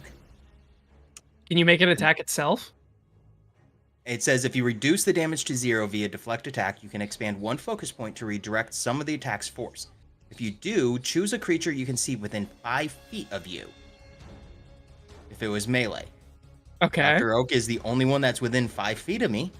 It does not say it cannot be used against the creature that attacked you. Okay. So he takes the damage. He's got to make a deck save. Let's see. That's only if it's ranged. Oh, wait, hold on. Let's see. Yep. If you reduce the creature to 0, will you can succeed spend on a a DC dex saving throw or take 2. Oh, never mind. Okay, if it's not for the ranged attack, it can't be behind total cover. So yeah, it has to make a dex save. Against a 13. Mm-hmm. Motherfucker, that's an 11. Ha! So it takes 2d6 plus 5 damage. Okay, go ahead and roll the damage. So first one is 1, 2. So that is going to be 7 points of damage. Okay. Or no, Okay. sorry. 6 and 7. So no, my mistake. It's 11 points. 11 points. Yes. Okay. Cool. So yeah, as you like smack the thing, like you bring your hands up and like as the vines go grating across your hands, you are still going to take the poison. So that's 22 points of poison damage. But he watches like the vines that you like curve through the air and punch back into its chest. Road, you kind of experience this as like arrows or like punctures coming on either side of you as the vines come back within its chest. Rad, that brings us to Just Ashley. remember, you did say 22 points of poison Yeah, damage, right? 22 poison. Alright. Yeah, it's not poisoned condition, it's just poison damage. Okay. I've got a interesting idea. What so on my bandolier, what are the orbs that are definitely not Pokeballs called? In this universe? The Grimtech spheres? Yes, the Grimtech spheres. Okay. So I've got a couple of those. I got like a whole bandolier of them, right? I'm Okay. gonna pull off the whole bandolier of them. I want to charge forward at Oakroot, since it's not difficult terrain. And I want to shove them into like one of the holes somewhere. As I, am standing here bleeding from all over and have like weird, what did you say? Like weird spores coming out of my various puncture wounds? Yeah, so you would inhale. So you've been like coughing for the last few minutes since you guys fought the fungus creatures down in the tunnel below. I'll hack up this massive glob of like mucus and other bits and just be like, not ideal. So I'm gonna charge forward at the at Oakroot, at Professor Oak, no, Dr. Oak, and I'm gonna shove the bandolier into him, into one of his like orifices, and unleash as many of the great bag of trick objects as I can. Hey, real quick, sorry guys. Just had have a pet incident I'm dealing with right now. I'm gonna be away from the computer for a few minutes. I'll be back. Okay. So this is not technically how this works. So I am going to ask for, let's see, it's an enchanted object. Throw an Arcana check for me. Okay, with my -1, that's a 3. So I obviously think this is a brilliant idea that's going to work perfectly. Okay. So yeah, as you go in and like you use these devices like constantly, so you're well aware of them, their function. So you shove this thing like deep inside the creature, and then flick all the catches on each of the spheres. So as you back up, Shillelagh in one hand, and now you're empty hand with the other. You watch as Professor Oakroot's plant form begins to swell, with the now summoned creatures that begin like populating in the inside of its chest. When Road gets back, we're gonna ask for a saving throw from him. But first things first, so very much like a twisted form of the Lion King. Comes bursting out of one side of the thing's chest is a full-grown like boar, like a wildebeest. What is the word I'm looking for? There's a warthog. Warthog Comes like piling out of one stop side. making up animals. Sorry, classic reference. So a warthog comes popping out of one side, and then from the other, near Kayla, comes a like scrabbling form of like a little like black and white English badger, At this point, like the swelling has reached its apex here. Ashley, go ahead and make Ashley, Kayla, and when Road comes back as well, each of you make Dex saving throws. 8. 17. That's my good stat. Okay. Gonna pack up another bit of blood. So, This is fine. This is fine. so, from near the top of Oakroot's like vegetative body, squeezing out of a space that is far smaller than it should be, comes the upper half of this like almost. It starts off as kind of like smoky and almost ephemeral, but as it consolidates, it comes into this full-ass grown like elk, like a gigantic fucking reindeer, and it comes tumbling down on top of you. Ashley, you're going to take. Kayla, you got out of the way on a 17. Uh-oh.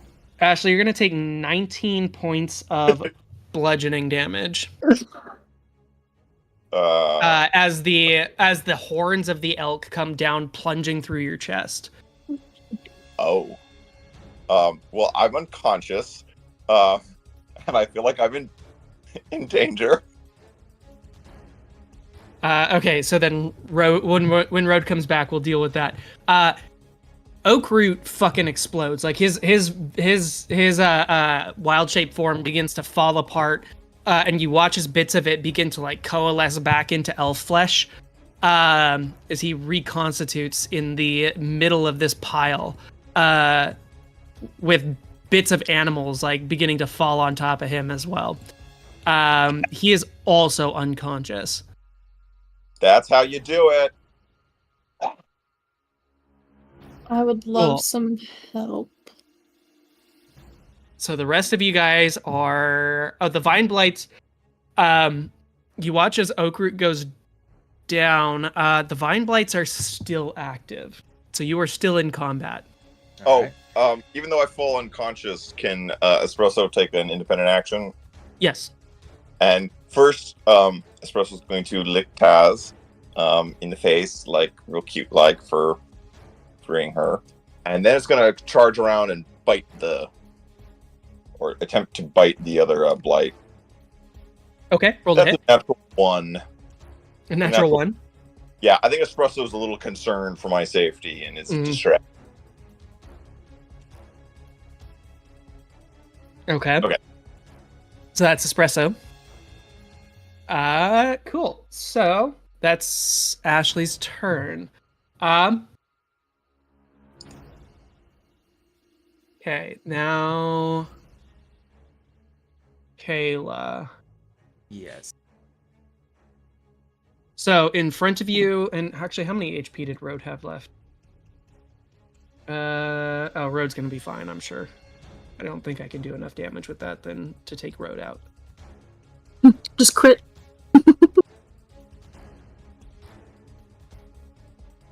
Alright. How's everyone looking health-wise? Ashley's down. Othala's back up, isn't she? She's at like 5 HP.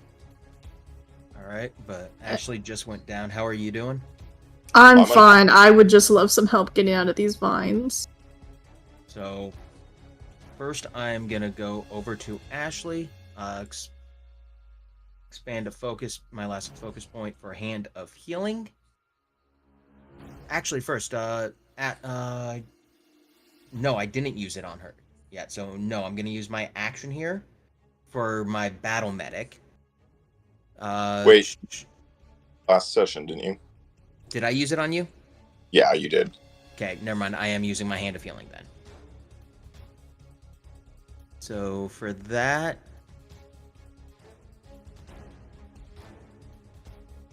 you gain 1d6 plus 3. So let's see how much health you come back with. Oh, you get 9 points of health. Okay. And then I'm gonna just step right over here to this blight using my bonus action to kick it. Okay, roll to hit.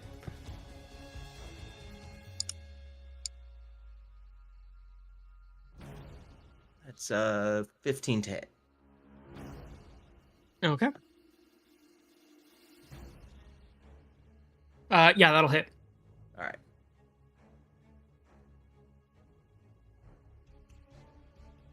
Plus 9 points of damage for that one.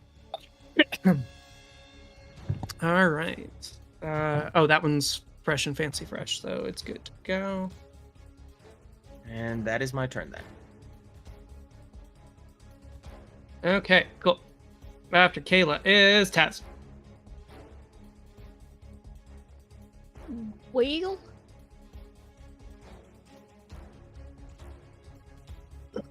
There's still one blight right next to you, it looks like. yeah, I'm gonna take a swing at it, and try to get Espresso to get behind me.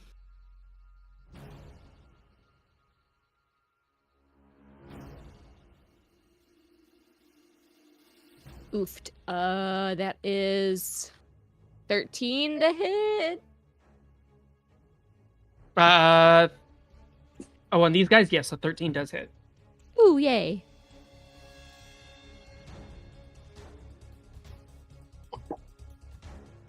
"17 points of damage." Okay, 17 on this one. This one is fresh. All right, so yeah, you come chopping down and like lodge your axe about halfway through its torso. Any bonus actions or movement? No, that's it. Okay. Brings us to the Blight's turn. So, no new ones sprout up, but this one is going to use its full movement to get over next to Oakroot. And with a dash, it can't make an attack. These ones are going to make their full movement with an action dash. Action dash. The one next to Taz is going to take a swing at her. 10 doesn't hit you though, Taz, right? Correct. And that's the one next to Kayla. Excuse me, Kayla is going to try to hit her for 16. Does not hit. Okay. That's all the blights. Yeah, no new ones pop up as Oakroot goes down. So Mithra, that brings us to you. Oh, 19. I'll tack that up.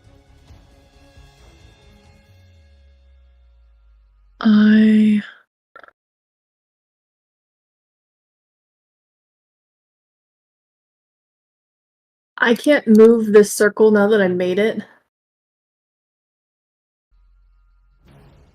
Do you know how I would? This one. Well, you would go back Yeah. into the drawing tool and use the select tool at the top. Select tool. Okay. Oh, I see. Okay. Yeah, and then you can resize it using that same tool. Yes. I am very special. Okay.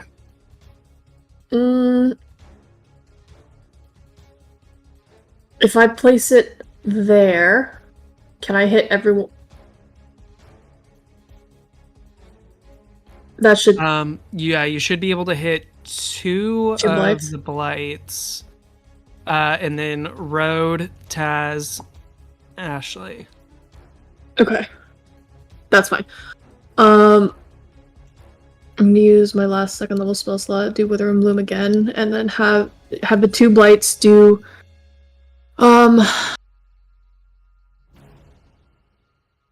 necrotic constitution saves, and then everyone else in that circle heal roll hit die if you have them. Okay. Do you have another second level spell slot? That's my last one. Okay, cool. All right. All right, so they have to make Constitution saves. Sorry, I'm back. A Road, make a dexterity saving throw as Dr. Oatroot explodes with a menagerie of animals. Ashley, like, dumped all of their Grimtech orbs into the side and opened them all at once. 7. 7. Okay, you're going to take 16 points of... Jesus. Well, we'll call it bludgeoning damage. Okay. All right. Cool. So yeah, as you come like tumbling out of what remains of the of Oakroot's wild shape. So to catch you up, Ashley is laying on the ground, barely conscious, since Kayla rocked up and healed them. Oakroot is on the ground, unconscious, next to you. The blights are still like swarming and attempting to expel the intruders. As you like pick yourself up off the ground. Okay. But on... Oh no, wait, we're on Mithra's turn still. Yeah. So Road should have been able to heal at least some of the damage he just took. If you have hit die left. If you don't, I'm sorry. All right. I do. I have all my hit die left. Okay, you can roll 1 then. Plus, I'm sorry, and I forgot. Whatever you roll, plus 5, and then the fucking area, more of the fucking what's it called? Difficult terrain in So- that should. Is it whatever I roll plus my usual modifier plus 5, or just whatever I roll plus 5? Because like normally Can when I take a roll- short rest, it's like Can 1d10 roll 1 of plus its unspent hit die and regain a number of hit points equal to the roll plus my spellcasting modifier. So whatever you roll plus 5. And yeah, I'm within that circle too. Yes, and Kayla too. So that's 10. Huh, Thank those you. enough to get me up. Oh, were you down? No. Oh, I was almost at full, is what I'm saying. I'm at 38 of 40. Nice. Yeah, sorry. Bebop, and Freddy got in a little bit of a spat, and Bebop cut Freddy's side open, so we were patching that up. Ooh. Oh, wow. Yeah. So, we were jury rigging a gauze wrap for him. He's not like bleeding profusely, but we're trying to make it so he doesn't like lick the area. Fair. And I used one of those what are they called? The headband tube things. You know those you know what I'm talking about? No. They're like those Somewhat, yeah. they're those like basically it's like just like a tube of fabric. You can wear it as like a face mask or a Oh, headband yes. or a headscarf. Yes. Basically yes, put yes. that around his torso with gauze underneath it. Gotcha. So yeah, that was fun. So now I got to call the vet in the morning to see if we need to take him in to get like officially bandaged or if that's good enough. Europe. All right. What did I miss? Yeah, everyone. Oh, so we're on Oakroot's down and yeah, go ahead. Oakroot's unconscious. And we just have the 5 blights. Actually, okay, technically, can I have him also roll hit die? Why? Because we don't want him dead. But like before I would do that, I would explicitly have you guys who are right next to him be like, he will. Okay, I guess Yeah, I would we- ask. Yeah, we can have Oakroot heal. Or yeah, I don't know. I just want him stabilized. Make an Arcana check. This is tailoring a spell to a specific purpose. You want him Right. stable, but you don't want him like back to conscious. So make an Arcana check. Okay. The math. 12 plus 7, 19. A 19. Mhm. It's a second level spell. Yes. I think a 19. Yeah, I think a 19 is good enough to modify a second level spell on the fly. You're a wizard. So Wizard. yeah, this is not empowering the spell. It's tailoring a specific effect. So I'm okay with it. You're a hairy wizard. Thank you. I always wanted to be a hairy wizard. So Oakroot is stable but unconscious, surrounded by vine blights. Okay. Cool.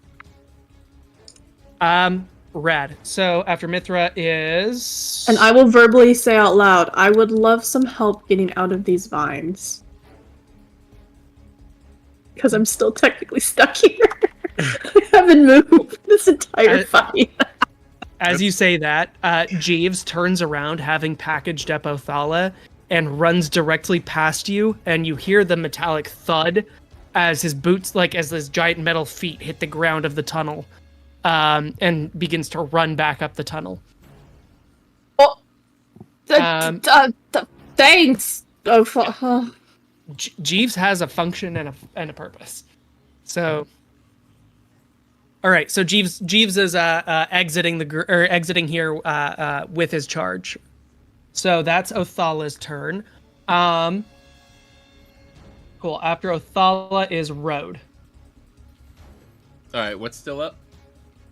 5 Vine Blights. All right, I'm gonna go for the nearest one and take a swing at him. Okay, roll to hit. It's gonna be dirty 20 to hit, Yeah, that'll hit. and then that's gonna be 11 points of damage. On the one next to Kayla, that's enough to drop it. So as you like stand up and dust yourself off, with all of the like ichor from the middle of the plants, all the sap and crap, you look over and you see this one that just like tried to wrap around Kayla and just straight right hook to its face. Oh, Well, sorry, Garrow. Did you do the con saves for the 2? Or for okay, well now that one's dead anyway. But the other one, for the one next to Taz. Yeah. Okay. Roll damage on it, or just to make sure. Let me re-roll that. Sorry, I'm like running several things. No, you're good. I think it was 8. That one is a 8 plus 2 for total 10. That's a fail. Oh, hold on, let me double check. That's a fail. 2 spell DCs. Yeah, so he'll take 8 points of necrotic. Okay. And that one was also big damaged. So that one actually does drop as well from the Wither and Bloom. Okay, yeah, so Taz, in front of you, the one directly in front of you that he would just like hacked down into its torso, Mithra speaks some words behind you, and you watch as it kind of like begins to dissolve. And you see like little sparkles like of this. What color is your magic, Mithra? Silvery. Silvery, as these little silver like glittery sparkles go and flow into Ashley, Oakroot, and Kayla and Road. Wait, is this more healing? No, this was from last turn. Okay. A couple of turns ago. I just forgot to account for the damage. What type of weapon did you equip to your tongue that you can do that? Also, why didn't you do that earlier? I did do it earlier. You were just watching Road at the time. You just don't care about what I do. All right. Oh, that is not true. Did you see that Road went inside that one, though? Yeah, I don't think I can remove that image from my brain for a while. I mean, come on, ladies, let's not kink shame here. I never said anything about kink shaming. That feels like an out of character for a Kayla comment, but all right. Rad. Okay, so as we move through real quick, we'll catch up here. Ashley, you're up. As Witherbloom is currently unconscious but stable. All right. Ashley's not looking so hot, but they are awake. I guess I have to use half my movement to stand back up. Mm-hmm. Hack up more of this like yellow mold and blood and crap. And I'll just sort of wave to Mithra and be like, "Don't worry, I got you. Just give me a second." And Ashley's sort of going to walk kind of slowly, but I am going to pull out my bow and I will shoot the closest blight. Okay. That's a natural 20. Bruh. Okay, roll damage. Oh my god, it's max damage. Oh, and minimum damage. Okay. So 11 points of damage. 11 points. On which one was it? The one next to Oak Root or the one next to... Oh, No, that the one over there. Has That one's fresh. What was the total damage again? 11. 11. Okay. So yeah, you watch as it like punches through a shoulder and like one of its arms just like slough to the ground. It is still up though. Okay. Any bonus actions or movement? I'll use all my movement to get to Mithra if I can. And then Espresso will go and try to pounce on that same blight. Okay. Ooh, that's an 18 to hit for That hits. my cute little kitty cat. Only 5 points of damage, but it does need to make a strength saving throw. All right, 5 points. It's good at strength saves, but rolls bad. 6 plus 2 is 8. Okay, it fails. So it is knocked prone, and that is an 18 points to hit on a bite attack, That'll hit. Yep. and that is 10 points of damage from that bite attack. That is just over its total HP. At 9 left. Just, All right, so yeah, Espresso Espresso goes and savages the other blight, and as it turns into Vegemite, like you watch as Espresso kind of like hacks up like the fermented yeast. Cool. Anything else on your turn? Nope, that is it. All right, Kayla. Taz on deck.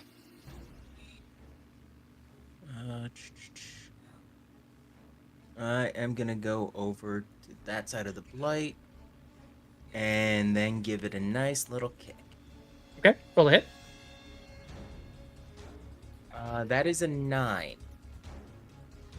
9 will miss. All right. Bonus action kick. Okay, roll a hit. That is gonna be a dirty 20. That will hit.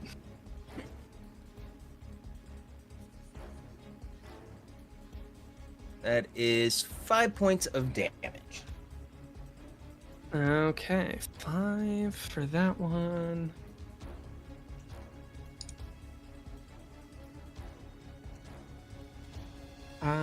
Okay, cool. And that's my turn.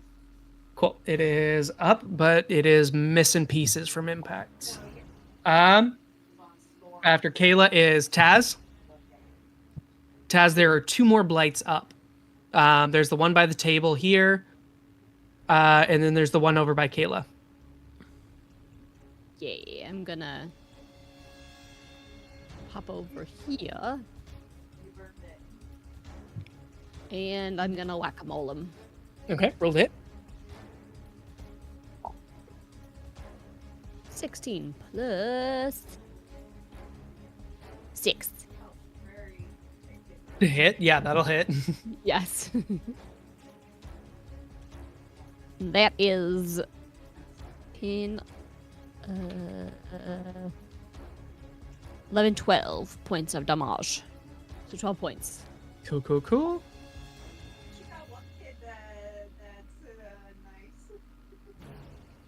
Well, Brad. Okay, so that's your part of your movement and your action. Did you have anything else you wanted to do? Nope, that's it. All right, yeah. As you carve down partway through it, right. So, is it dropped 6 of those, 7 of those? After Taz is so the one next to you is going to attempt to grab you for a 9 to hit. The one which I assume misses. Correct, it misses. And the one next to Kayla is a 12 to go for... Actually, yeah, Kayla. Yeah, that misses. Yeah, they got low intelligence. And then Oak Root's down, so he can't trigger more summons. Which brings us back to the top of the round. Mithra. If Ashley is willing to help, then you can make your break free check with advantage. Are you willing to help, Ashley? I mean, I guess. Yes. No, of course. That's why I came over here. Ha! A You might- 19 plus You might have to 1. deal with a little blood being coughed up on you, but I can live with that. A dirty 20. Yeah. So you pop, or with the vines there, and with Ashley's help, you're like ripping and tearing your way free, as you come loose from the entangling vines. Okay, that's my action. Does that use my movement? No, just an action. Okay. I'll start. Once I'm freed, I will start Hold on, I need to change the fucking clicker. I will start moving towards the rest of the group. Kind of or towards Oakhart, but kind of wary of the 2 blights that are still up. Okay. That'll be my turn. Okay. Cool. On Othala's turn, Jeeves is Running like a bitch! Sorry. moving through the tunnel. Jeeves is fucking big though, so he's moving really slowly. What if he gets murked by the mushroom guys from before, and then it's all for naught? Yeah, I'll let you know right now. Jeeves is like a big dude and has a big carrying capacity, but he does not have a lot of HP. Or if you get Othala killed, like Arden doesn't get to blame us. So, cool. So that's Othala's turn. Road, you're up. Real quick, I just want you guys' opinion. What do you think of this picture? Hold on. The one that the doodle corner, or are you like a different picture? Doodle corner. Needs more cowbell. Huh? Cowbell? Never mind. I understood the reference. No, explain. Thank you. It needs more. That's not enough. And that's It's- part 2 of it. Hold on. Part 2 is pretty great. As the stream catches up. Yeah, I'm waiting for the stream to catch up to it. Hold on. Oh wait, hold on. I have a thing for this. Nar. It's not showing me part 2. Click does live. you think have more cowbell? Oh, I see it now. That's really good. Oh wait. How did I not think of this one first? Fireball. You need to post that in the chat with just the second image and just see what Arden does.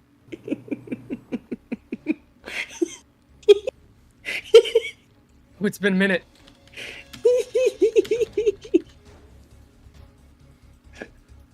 All right. Oh man. All right, so it is my All turn right. though. Yeah, it is. It's Road's up. Okay. So is still 2 guys up? Yeah. The one actually, both of them are starting to look pretty limp. All right. Gonna slide forward and punch this one in the head. Okay, roll to hit. You also get advantage. I do. Well, so it's 16 to hit. That'll hit. Remind me, I did want to make adjustments to the flanking, because flanking was actually removed in PHB 2024. Oh, was it? Interesting. That's 10 points of bludgeoning damage. That's enough to drop that one. Oh, just uppercut his head off his shoulders. Yeah, so as you punch through the center of the chest. Oh yeah, an uppercut is good too. I was gonna say like that old corny martial arts movies. As the two pugilists come on either side of this creature, you just punch through its chest and you hold a clump of vegetative matter as though it were a beating heart. Just put it in a to-go bag and hand it back to him. So, all right, so yeah, that one goes down. I love the delayed giggle on that one. Cool. Any bonus actions, Road? No. the other guy is out of my. I think I can't like walk over and punch that guy too. So, I mean, I guess I could. Still have some of that. I don't think you have enough movement. Well, actually, you might. I You only went 5. You went 5, 10, 15, 20. wait. No, but then- I was standing right here.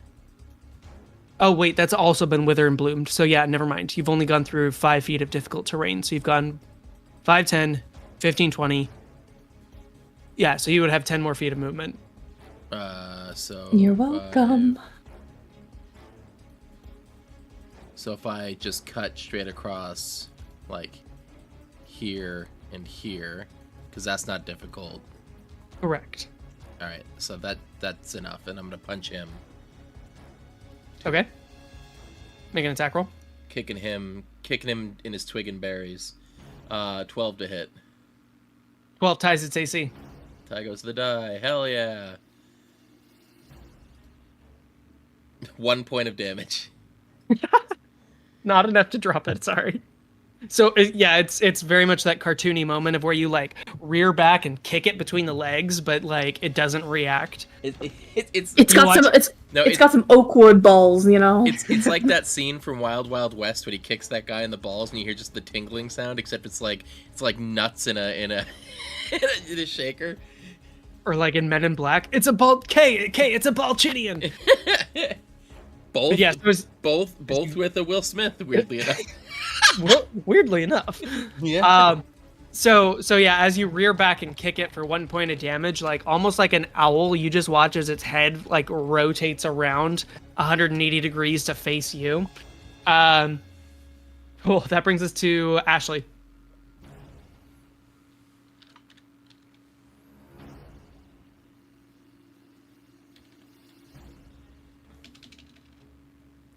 Ashley.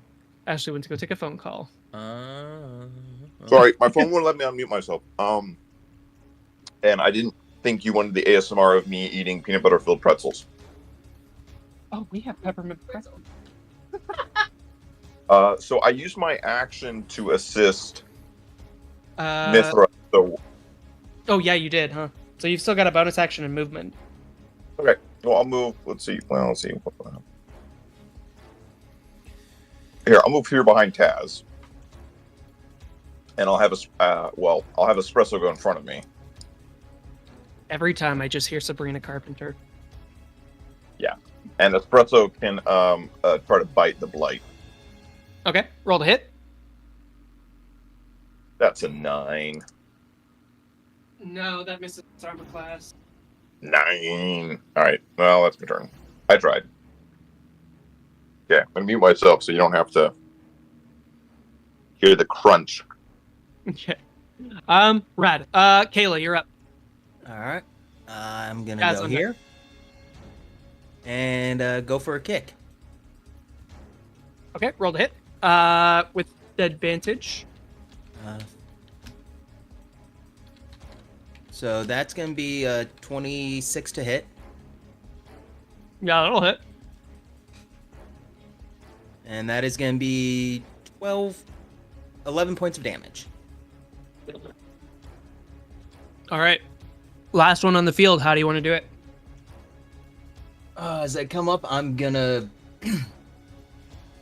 1 foot planted on its leg, use that as leverage to do an uppercut kick, right in, knocking its head all as far to the other side of the wall as possible, place as possible. Sweet. All right. So as the last bits of like brown sludge begin to like seep into the ground, we're gonna bring combat to an end here. Yeah. Woo! So, you guys have an unconscious transmuter on your hands.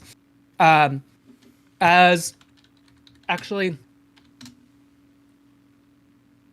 go ahead. I from the group, I want a collective perception check. Hmm. I'm great at those. Can I guide myself? I got a nat fucking 1.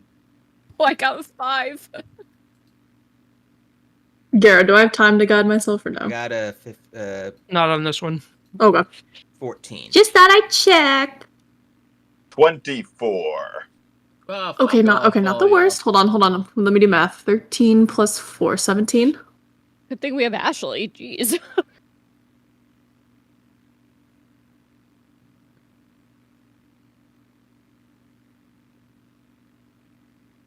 Sorry, I'm chewing pretzels now.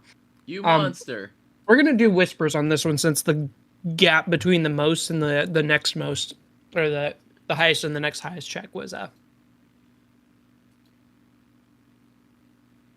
Bit much. yeah, it was a big gap. Stop gapping us, Kevin. Hee hee hee hee hee hee.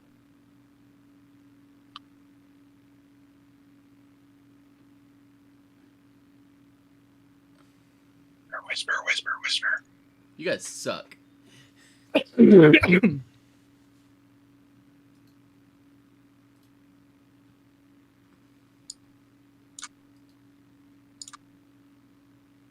Okay, cool. Whisper sent.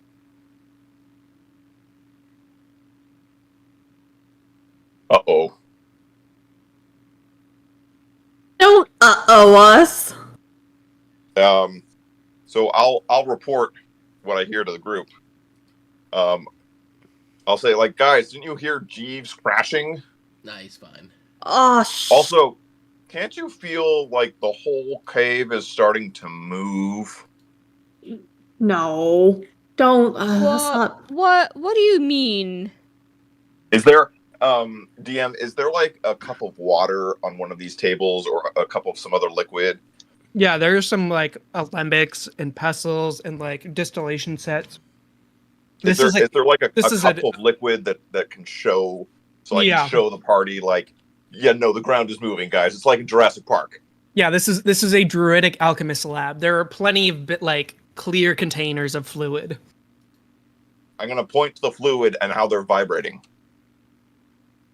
Not I'm ideal. like, look, the lab is moving. So I think we should take Mr. Oakroot and maybe go, okay, guys, the tunnel is just starting to collapse. Let's get the fuck out of here. Fucking Othala. Fucking Othala, man. If Othala kills us, then what's gonna happen?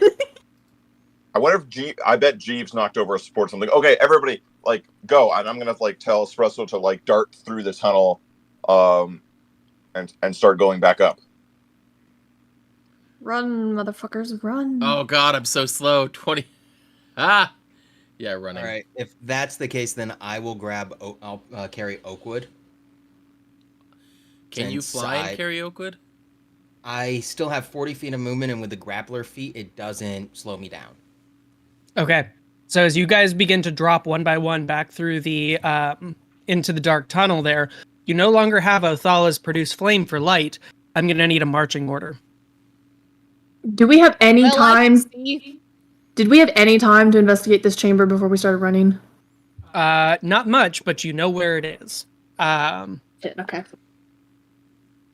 But yeah, Ashley might be onto something with that tunnel down below beginning to collapse. Yeah. But if you were to try to it would take some effort, but you could probably retrace your footsteps or do some estimates above ground to figure out where this lab is in relation to the floor above. Mm-hmm. Works for me. Self-preservation first. Says you. Do you want to die? No, it's fine. I mean, was there another ladder or anything around? Not within a quick glance around to the place. Hold on. Trying to get y'all to move. For some reason, only Lilith is moving from one scene to another. I didn't do it. Mine is 94% on the loading the tunnel. Mm-hmm. Okay. So while the scene is loading, let's get a marching order. Who's going first? You got on your way in, Othala was your light source. And I at can see in the least dark. Yeah, at least 3 of you don't have dark vision. You're right. So it should be somebody with dark vision, somebody without, somebody with dark vision, someone without. I'm gonna take out my light crossbow and use that to illuminate the way. Three I think I used that joke last time we were in the tunnel too. Does anyone have... guys. 3 guys in do a we- boat. What do? They throw a Hold cigarette on. over the side. The whole boat Hold becomes on. a little lighter. Do we have a? Does anyone do? We have gear, right? Do we have a torch? I do have a torch, but I'm carrying oak. That's fine. Or okay, I would. Hand If me you would oak ask, root. You does light anyone the have- frickin' torch? Sorry. Does what? I was gonna say, toss me oak root. I can definitely carry him, and then you can light the torch. Yeah. Well, I mean, I figured can- I'd carry him in case we need to like book it, seeing how Yeah. my movement will be unaffected, and I still have 40 feet of it. Okay. I Okay, can. so if you're instant- doing, go ahead. If I'm just saying, if I actually, I also might have a torch in my inventory. I'll double check, but I can I can instantly light one. Rad. Cool. So if you organize yourselves, it sounds like you're doing. Correct me if I'm wrong. Espresso and Kayla first, then Mithra with the torch. Then Taz Taz doesn't have dark vision. Road. Sorry, my bad. So The indignation. I don't have dark vision. No. okay. So if you're alternating dark visions, and putting a light up front, let me give Mithra a light for. Shiny. Okay, so Mithra's carrying the torch. Does this arrangement look about right? We have Ashley in back, Kayla up front, and then alternating dark visions. Yep. Because I see nothing. you bottom left corner of the map. Yeah. Bottom. I'm zoomed all the way out, and I still hold on. I will refresh, but Red. Okay, so I thought you were one of the characters with dark vision. I thought so too. But right now, at least the map is not acknowledging that. So give me one. I guess not. It's lies and slander. Okay, Yep. now I can see you. I don't know what the fuck. cool. So this is going to be a skill challenge as we attempt to escape this tunnel. So it's beginning to collapse. As each of you drop through the ladder and into the tunnel below. We're gonna do this in, let's call it 5 increments. All right. So as you guys rush through, you can move your normal movement speed, but in order to move faster than that, so this would be the equivalent of you dashing, since most of you are hunched over.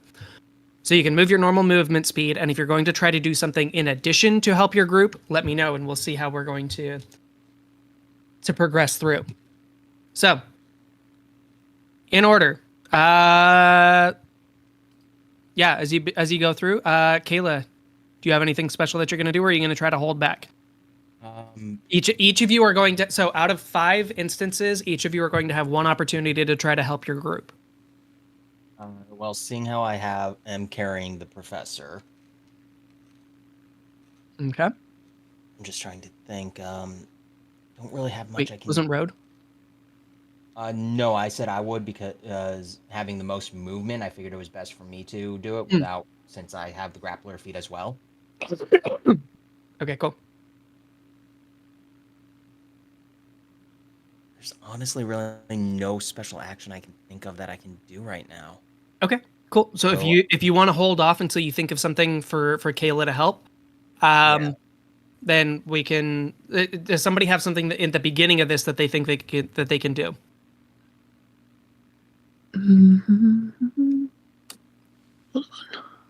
Or we can burn this, saying that this is Mithra lighting the torch and becoming the illumination for everybody else. Okay. If nobody wants to step up.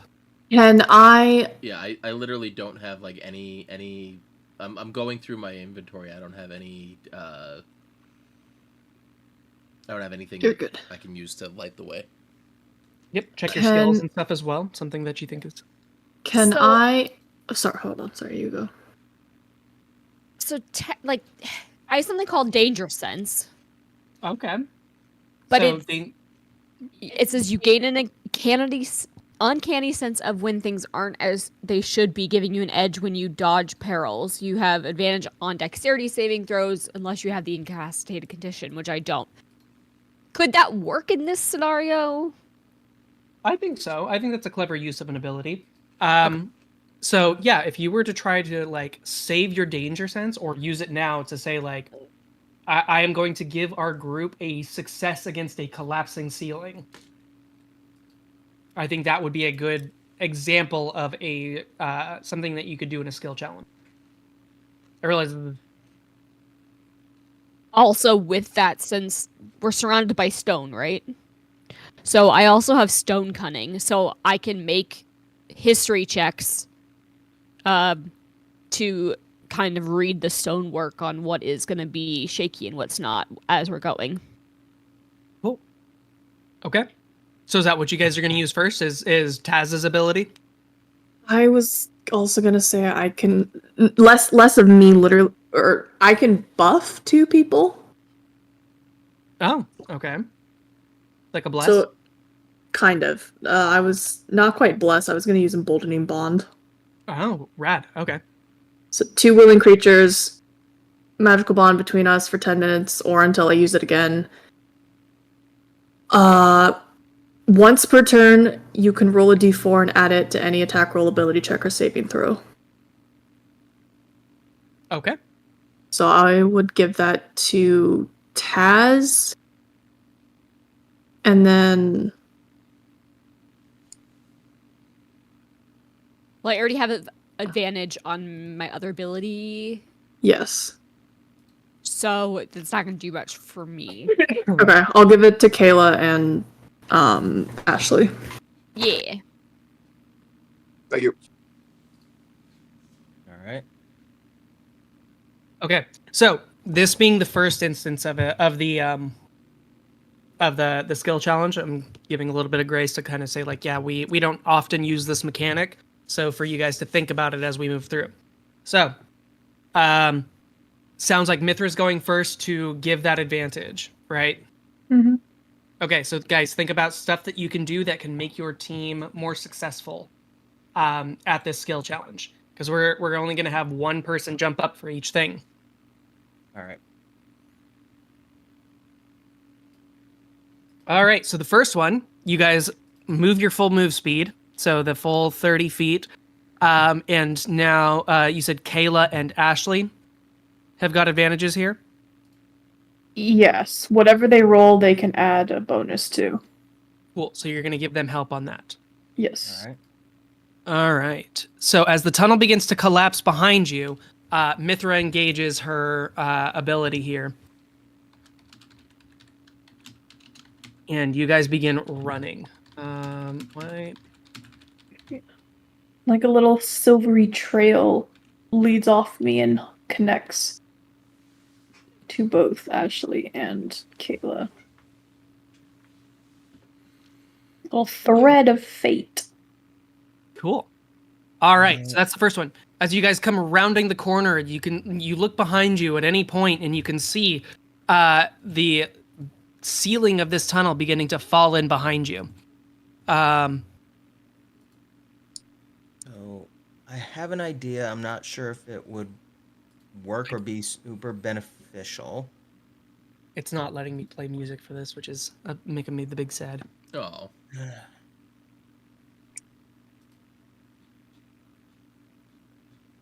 What is your brilliant idea? My idea is I could run ahead right now with Oakwood, get him out of the tunnel, then come back I'd be able to maybe come back and grab one person, whoever the slowest is, which is I think Road.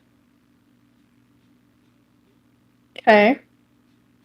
It's the only thing I'm looking at with my skills and items and everything that I might be able to do that's beneficial.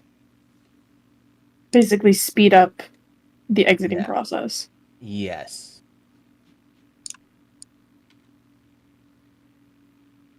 I don't think we have anything better. I mean, Is Taz slower than me? She's got the same move. Oh wait, no, she's faster than me. I remember from our foot race. Shit. Yeah. You're the slowest one. So my thoughts are I'm I literally. dash ahead, get Oakwood out, come back, and help get Road out of here. I don't think you'll be able to lift me.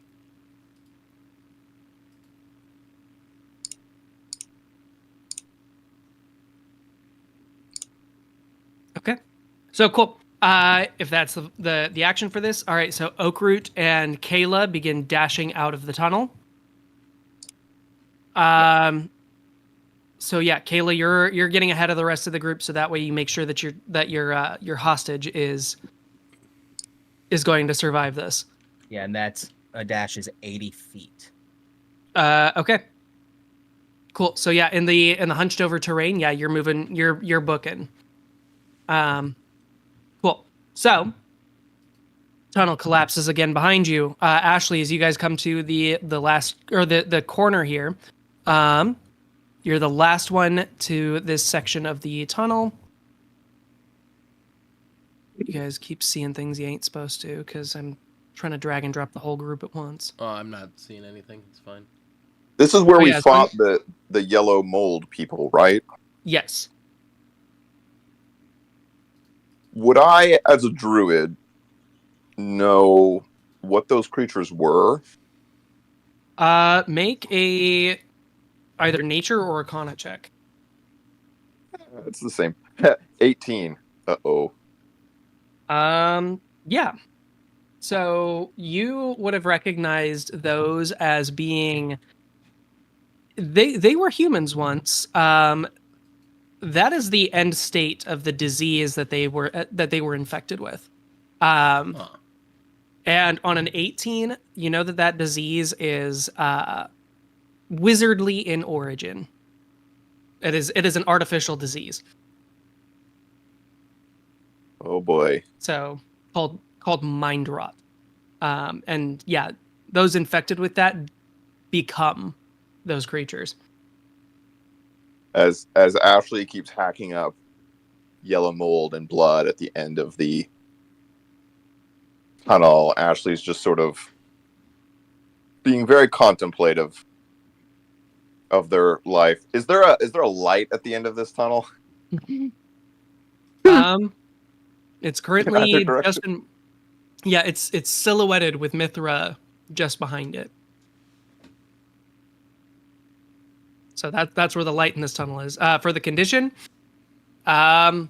maybe. You don't know of anybody who's, but it's also not that common of a condition. Okay.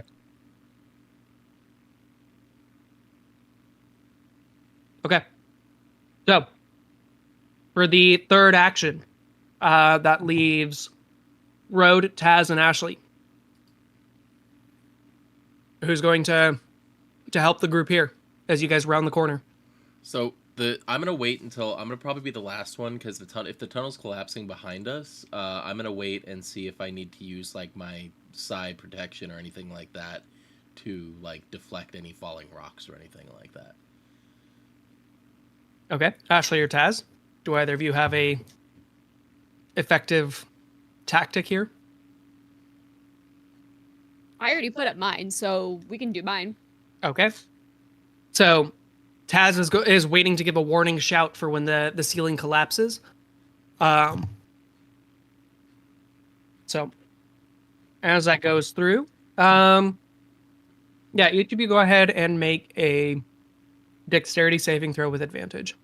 I should have done this on the previous two, but I didn't. Who needs to make this throw?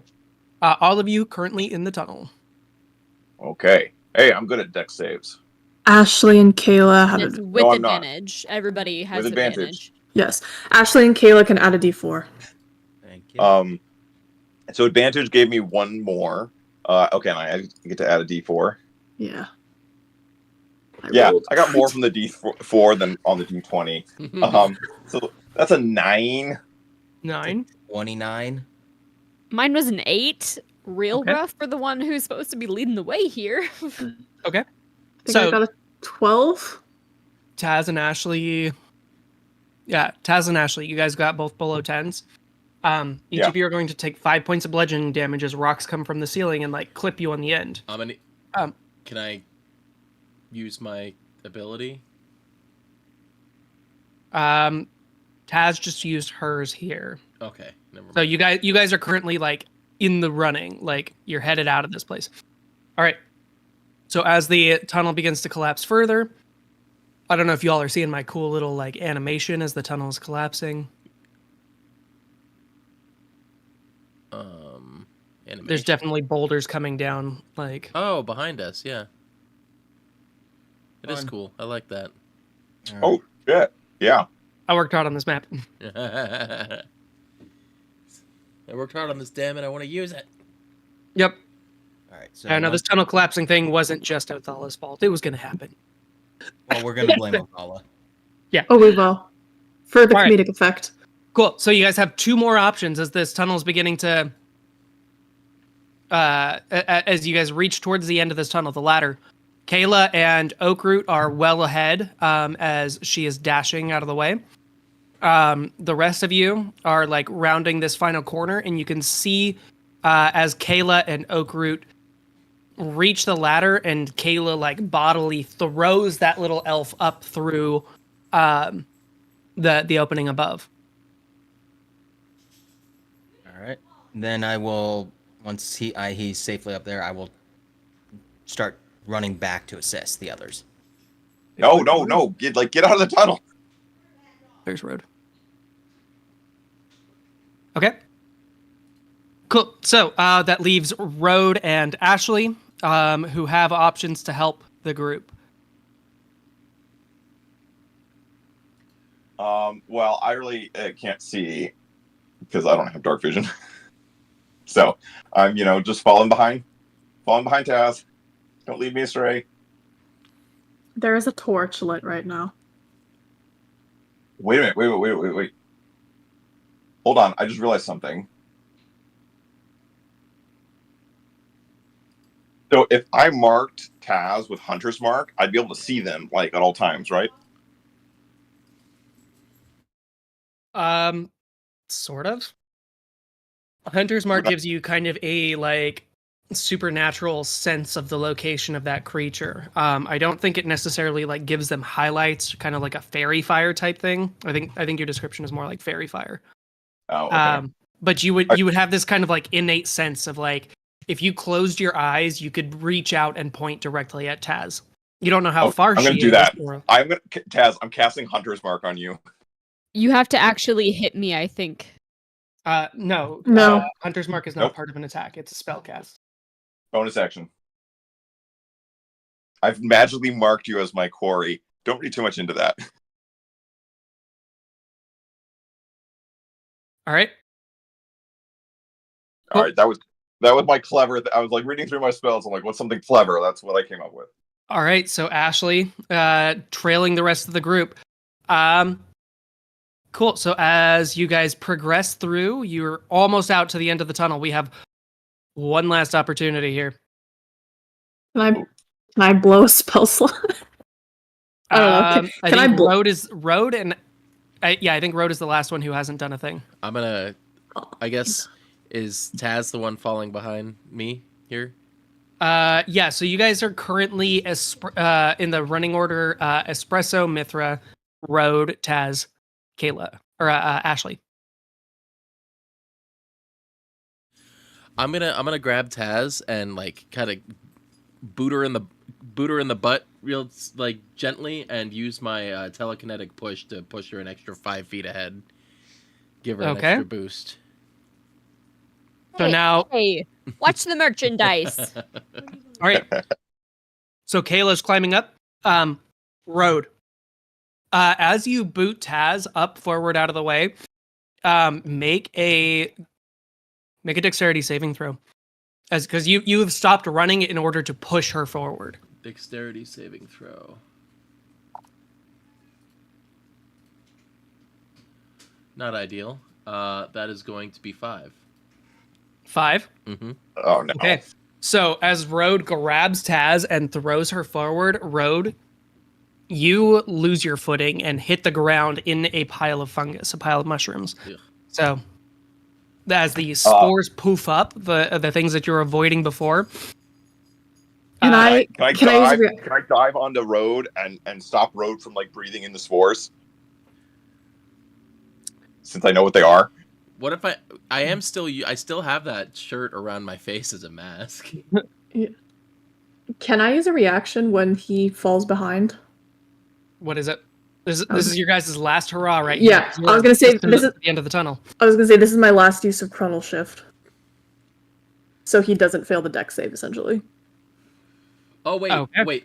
So actually, can I? I'm gonna use my tactical mind. Was that an ability? No, that was a save, not an ability check. Never mind. Okay. I have an ability that I can add a D10 to an ability check if I fail it. But that was a saving throw. But Chronal Shift is it can affect saving throws. So Okay. can I do that so he doesn't? Sure. So basically, Road trips, Okay. goes to the whole thing, throws Taz, heroically, trips, and then right before you hit the ground, you freeze, and then it rewinds And to I when get you were roll about to again. trip. Yes, you have to use the second roll though, but This is a 17. Okay. So there's a weird moment of that feeling when you miss a stair step, like your stomach kind of drops out from underneath you for a second, before you catch yourself and continue running forward.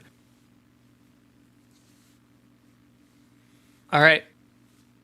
So, Ashley, with all of this sprinting, I need you to make a Constitution save. Oh dear. 6. 5 plus 1. Okay. So you slow down for a second. The okay. spores are We're beginning right to there. puff up around you. It's okay. I'm basically dead anyways. Yeah, so you slow down. You're a few steps behind everybody else. They begin to reach the ladder. You're lagging behind. I'll bonus action tell Espresso to run out and get out of the tunnel. Okay. Yeah, I have no spell slots, so Okay. So as Ashley falls behind, you look, and there's a very cinematic moment here as you lock eyes with Espresso. The rest of your compatriots here, they turn around and see you. Espresso, through your telepathic bond, turns and body slams the rest of your compatriots forward the last 10 feet towards the end of the hallway as boulders come crashing down and collapsing on top of you, Ashley. how much damage do I take? How much damage do I take? So go ahead and roll D12. This is a big ass boulder. Yeah. So 48 points of damage. So Okay. as Espresso, you guys have this telepathic moment. Espresso turns, body checks Road to send him stumbling forward, grabs Mithra by the scruff, and brings them to the end, out of the way of the collapsing tunnel. As you kind of have that moment of satisfaction right toward the end. Well, guys, it was fun playing with you. Crunch. So 6 of you. Wait, you fucking love voice chat. This 6 drama of you, queen. including Oakroot, find yourselves back up in the tunnel, or back up in the house up above.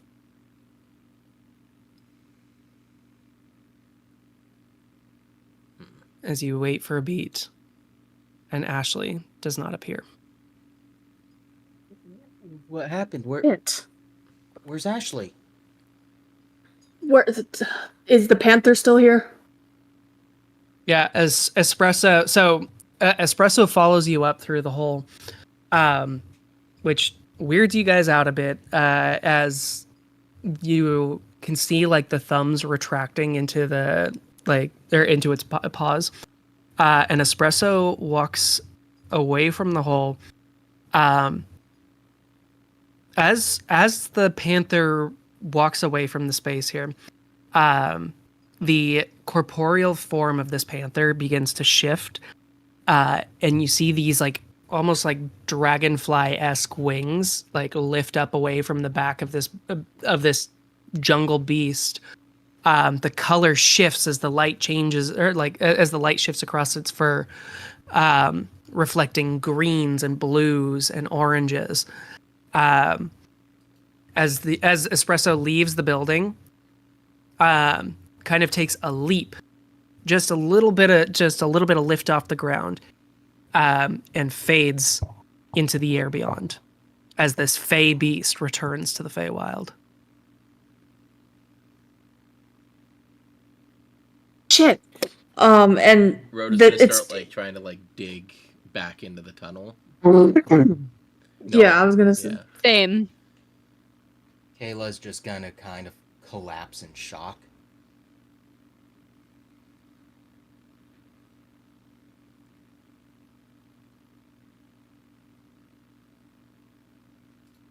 So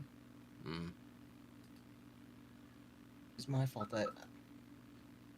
I wasn't able to diagnose her. I knew she was infected by something, but I couldn't figure it out.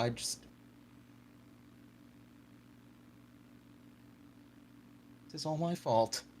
No, it's not. No, it's my fault. I'm the one who wanted to go into the tunnel. Well, we all wanted to go in the tunnel, though, so it's collectively everyone's fault. Except for Othala. Othala did not want to be in the tunnel. Well, I'm the one who checked her over after the spores. I should have been able to find out she was infected and cure her. I don't think anyone even knew what they were infected with. But I should have known. What was the point of all my training?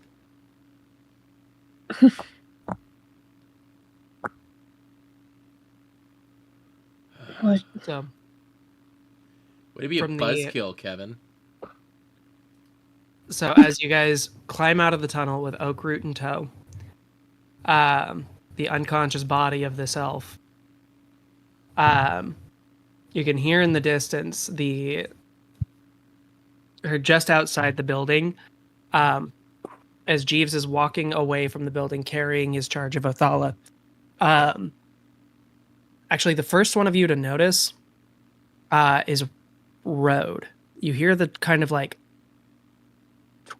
twittering sound, like the little bird sound of a warbler outside. Shit. One of the peacekeepers coming to investigate the sound of collapsing structure. I'm gonna grab Oakroot by the back of his shirt. It's like, we don't have time for this, and I'm gonna take him into this side room here, real quick, and I'm going to interrogate him. Close the door behind me. Okay. Do any of the rest of you join him? What are No, the rest of you doing? No one Kayla, else joins me. No, if anything, I'm gonna go after Jeeves and stop him. Okay. So Does Road hears the warbler first? Do the rest of us catch on? do you inform them, Road? Yeah, he's gonna be like, get ready, we're gonna have to run out of here as soon as I'm done with this. I'm Okay. going. If Kayla's running out to catch Jeeves and Road's dragging Oakhart into the other room, Ruth is just gonna look at Taz and be like, "We need to hide." Taz We is don't- still digging at the ground. That there's gonna be like kind of like tapping on her shoulders with increasing force. Be like, come on, Taz. We need to go.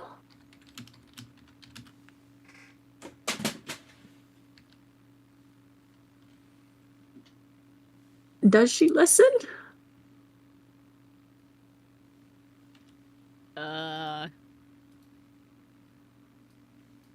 I'm gonna say she's still digging. Can I charm person? Or can I attempt to charm person? I mean, on Taz, yeah. Or actually, or I- not charm person. Can I try command? Actually, no. I have a better save on charm person.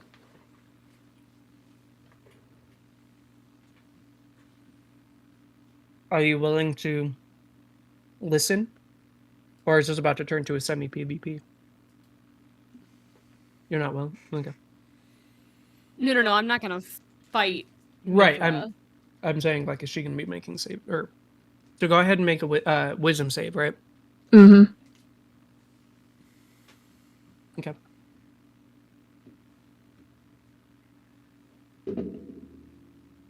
$16. All right, you beat it. Okay. So we're gonna be doing the interrogation here. Actually, no, we'll focus on you guys for a bit, and then we'll come back to the interrogation. Okay. So Lilith runs out to go catch up to Jeeves. Lilith, you were aware of this function. This is something that a lot of like upper crust automatons have the ability to do if they are of like sufficient size. So one of the special things that Jeeves does as a chaperone has a rescue feature. So if their charge falls into danger, sufficient enough to like put them into like mortal peril, they will collect their charge, and the chaperone bot will attempt to return them to their domicile, to their home base. So you are well aware that Jeeves is trying to go back to the Grim estate. Gotcha. So I don't know. I don't know if Othala had like told you the code words or anything. I don't think that that's fully within character. She trusts you, but I don't think she's like. Yeah. So. And Jeeves is not a conscious construct. It has no mind. Jeeves has a set of orders. Yeah. So you can like try to direct it or to misdirect it, but unless you do something to incapacitate Jeeves, right now it's following its directive. Yeah. If Othala were to wake up, and like extrude herself from, or like extract herself from the chaperone, that would be something that could be done. All right. Um, I'm not gonna.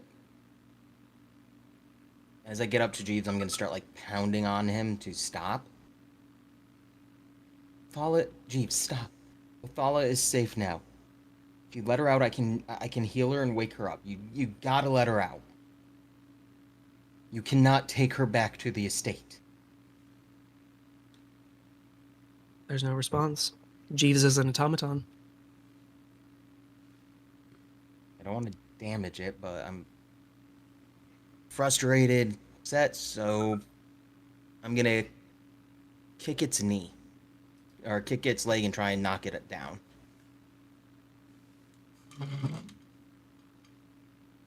Okay. Make a. I'm gonna call this a.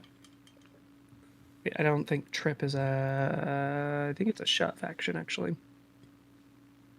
Yeah. We'll call this a shove action. So go ahead and make an unarmed strike. Nat 20. Okay. So yeah, you land the hit. Jeeves has got to try to succeed on a strength saving throw to not fall prone. Jeeves rolls a 9.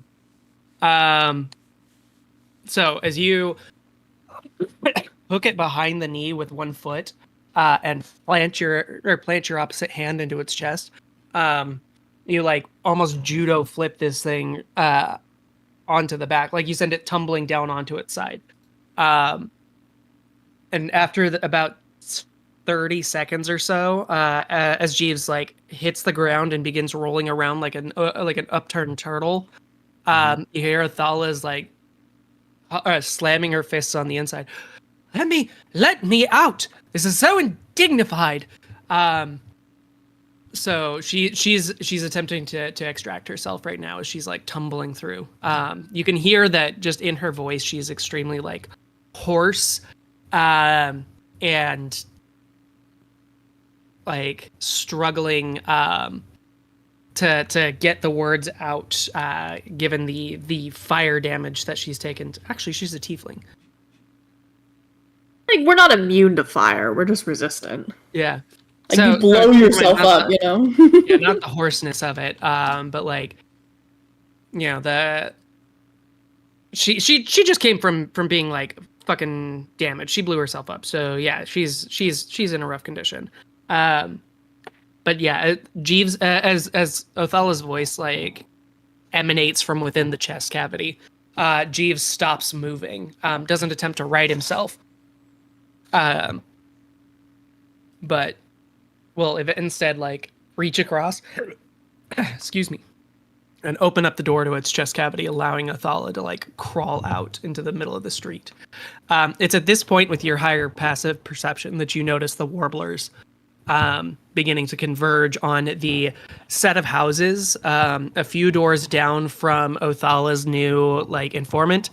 The warblers are beginning to converge on a pair of houses that have like fallen into a sinkhole just down the street from where you guys are at. Like, we can't stay here. We need to get out of here. But first, I guess I will use my battle medic ability and heal Othala. okay, cool. So as that's going on, Mithra and Taz. Mithra, what are you doing to convince Taz to leave at this point? Or Taz, are you refusing to be convinced?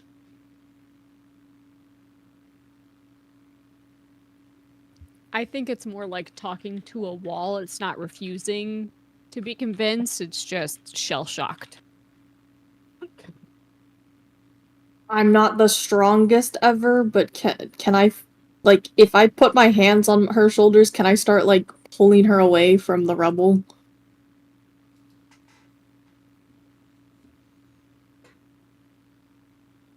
I mean, you sure can. Taz weighs twice as much as you do, and like all of its muscle. I said I could. Can I try?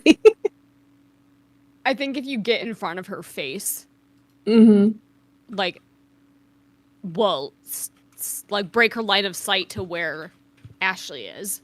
Well, that still means I still have to get you away. Mithra's gonna kneel next to you and like kind of grab both your shoulders and like force you to turn. Well, not force, but gesture to have you look away from it. Be like, listen, if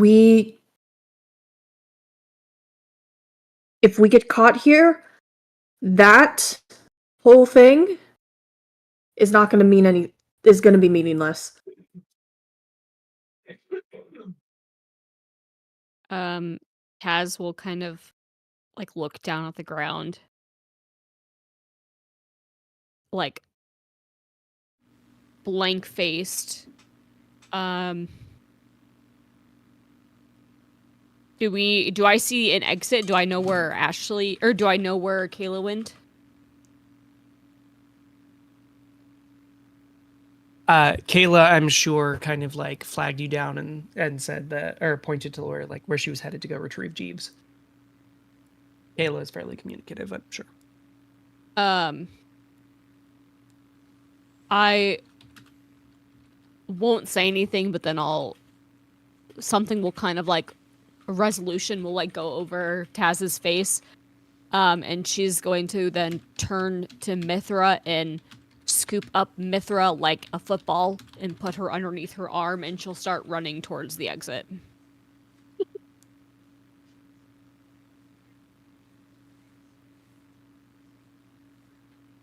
I was gonna grab your hand and we're gonna run out together, but technically you are stronger than me. You have no control here. Or what's the there's an image. It's like oh, what is it? It's like the anime where like the big dude like picks up like the much shorter person under their arm is just going. Yep, that's 1000%. But me. it's I'm kind of so tiny. but it's kind of reversed where you're way smaller, but you're way more muscly. All right, but we are running. Okay. Trying to buy time to like side chat over here with Rhodes' interrogation because I feel like this is going to be a little bit more impactful if it comes from Rhodes. Yeah. So, as the four of the rest of you meet back up, oh, you don't have the message spell, do you? Me? Yeah. I do not. Okay. Cool.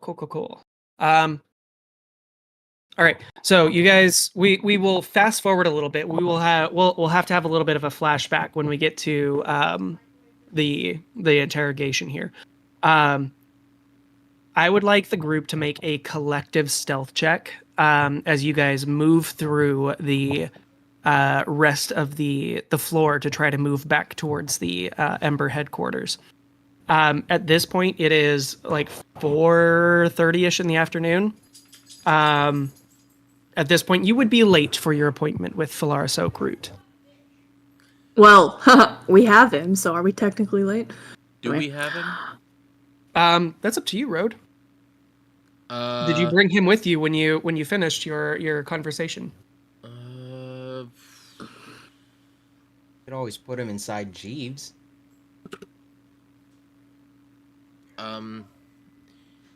Is there a way I can position his body outside of his trapdoor that it looks like he was trying to escape? Sure. Let's call that a either deception or performance check. Because he's no good to us anymore. Performance or deception, you said? Yeah. It doesn't matter. It's It's the same for you. All right, stealth check. I got a 17. dirty 20 on a stealth check. Also, Alright. there's an ad in progress, by the way. Oh, sorry. Yeah, I'll be back in a minute. 17 for the deception check. 18 for my stealth check.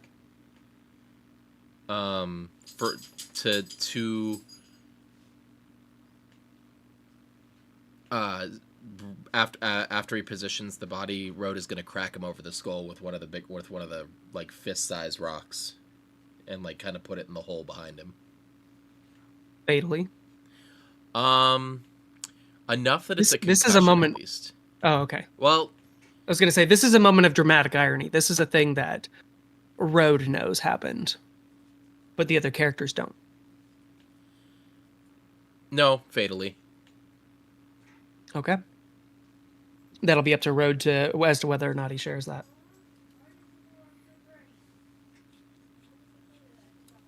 And he's gonna try and make it look like when they investigate why the tunnel collapsed. Like if they find him in his house here, it should be pretty obvious that there's a trapdoor and that's like part of the tunnel system. So that's the story Road's trying to tell. And for the stealth check, which he gets with disadvantage, that is going to be a 7. 18 stealth for Mithra.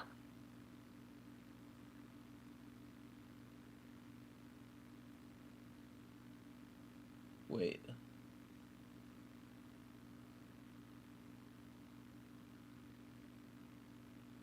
Yep.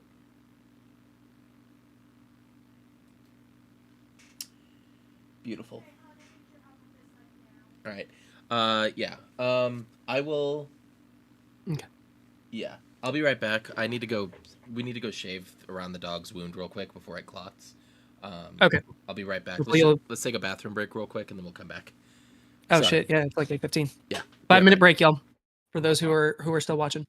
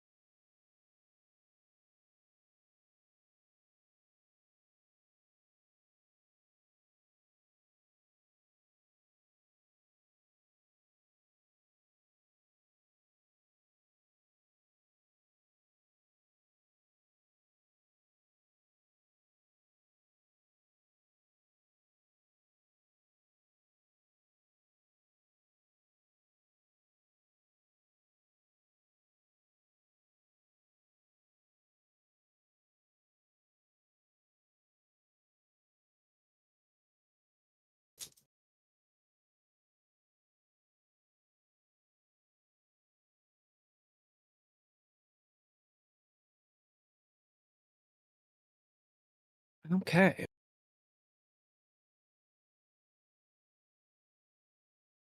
Alrighty then.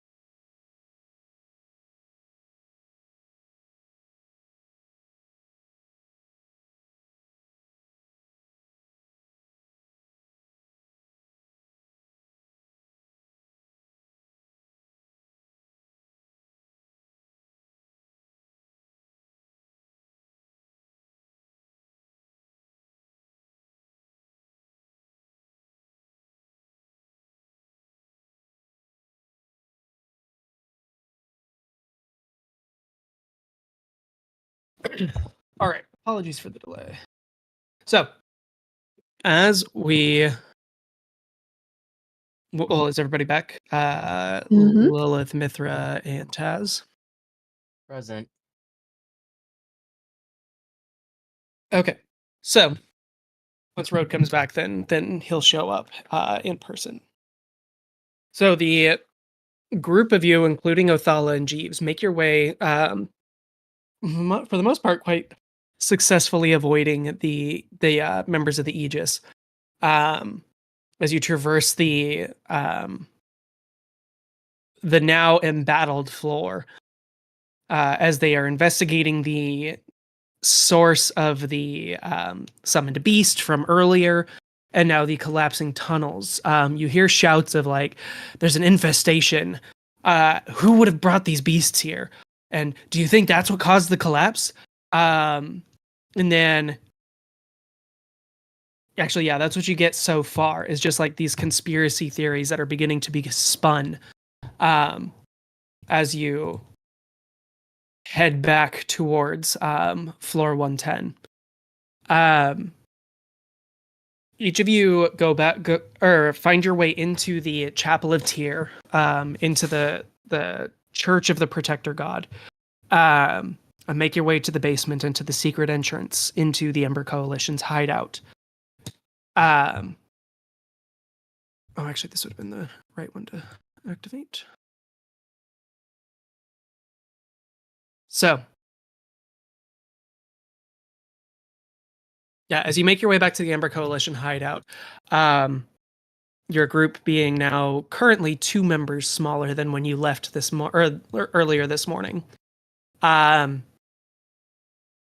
do you guys do? It's at this point late afternoon into the early evening, but it has been a long fucking day.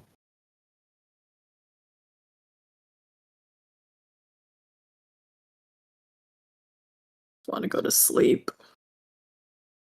What happened down there? I thought Ashley was with you guys. She was, and then she wasn't. I don't get it. Like,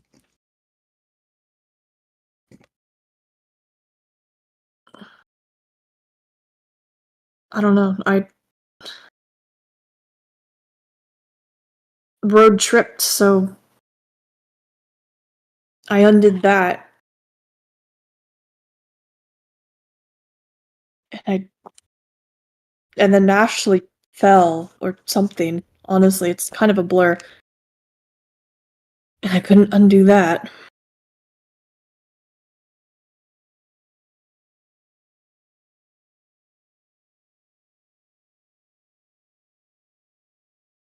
And now here we are. oh, here we are.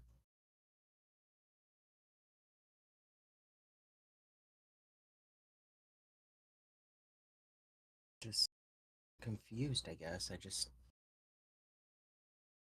She seemed fine after the battle with Professor Oak. Yeah. I guess she was a better. I guess she was better at hiding it than one would think. What did we learn from this? Did we even learn anything?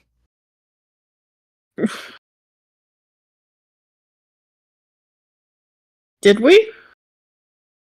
Road's not back yet, right? Mm-hmm. Let's see.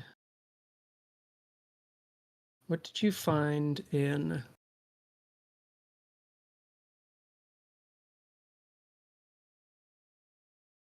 trying to remember what you found in the backpack. Oh, we did find. Oh, hold on. So Or at this point, if you guys have any questions, as you guys pass through the main like the for lack of a better term, the Great Hall, kind of the tap room of the HQ. Darius and Lysander had seen you guys walk through, and at first Lysander turned to like talk to you, and his face was kind of like confrontational. But Darius, being much more of a perceptive individual, seeing your faces and seeing that this was not a resounding success of a mission, grabbed Lysander and like pulled him to the side and saying like, no, just leave it for now.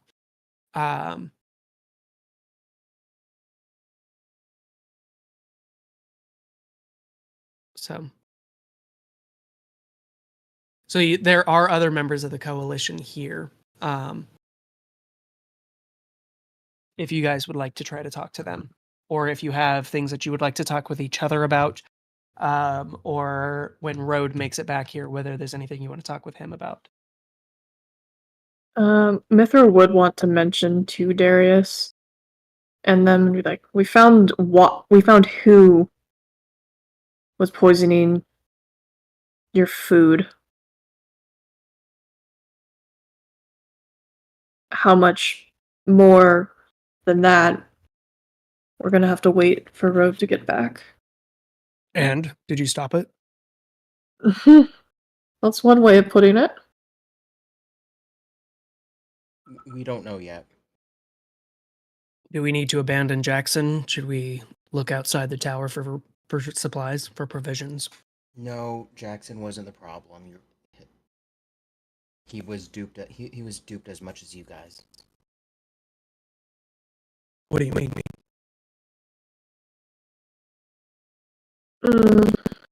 His supplier was poisoning it because she was ordered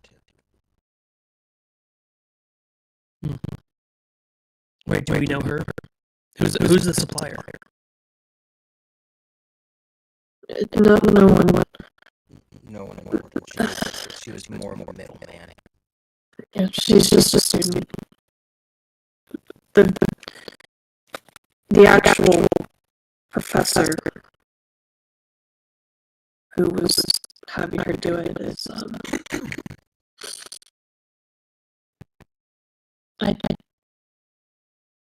we stopped him. I see. Well, I can see it's taken something from you, so I'll send a runner out for something fresh. And we'll get you guys taken care of. But otherwise, bunks are yours. Do you have? Is there a workshop in here? I need to be busy. You could ask Cass if she's willing to share her space, but other than that, we don't really have much of a maker space here.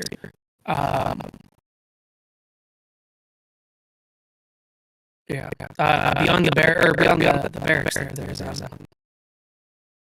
Cass's little workshop. There's the armory if you'd like to try to equip yourselves with something a little bit substantial. We don't really have anything superb to make, but if you're looking to trade in a long sword for a bow, we can make that happen. Thanks. I don't use weapons or armor. Well, okay.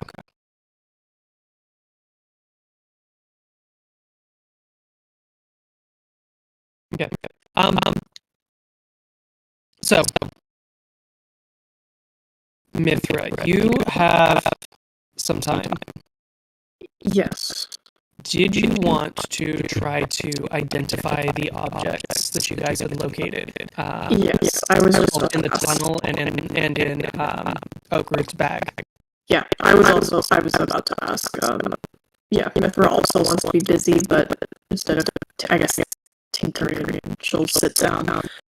She'll find a spot and start pulling the stuff out that we found and start identifying. Okay. So, what are you starting with? Hold on, I'm trying to remember what we had. There was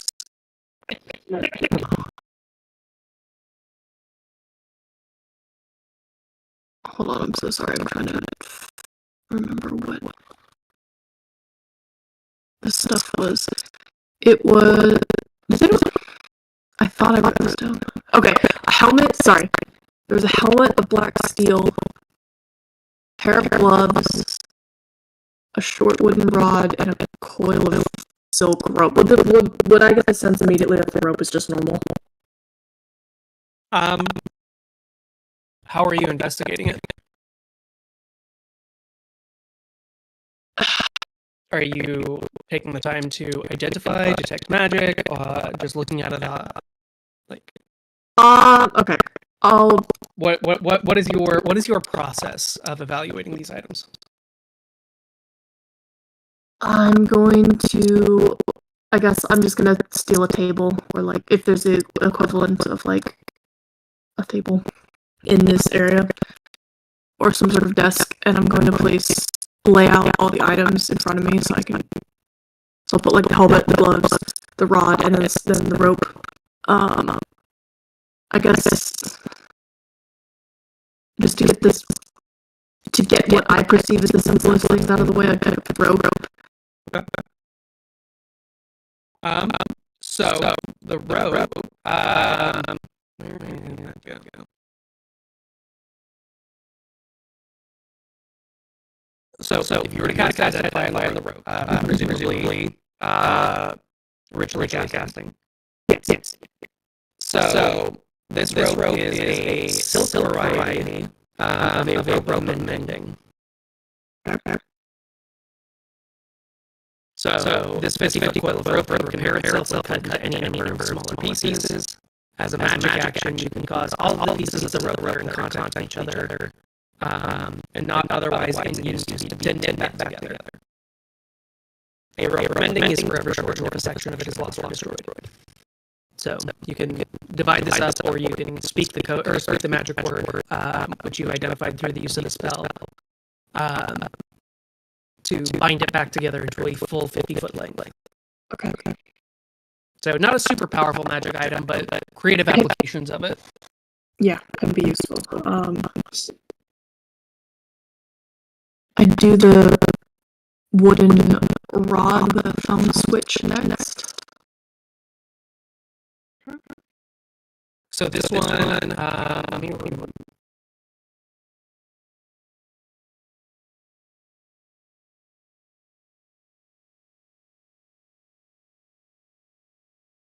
there's a special name for it.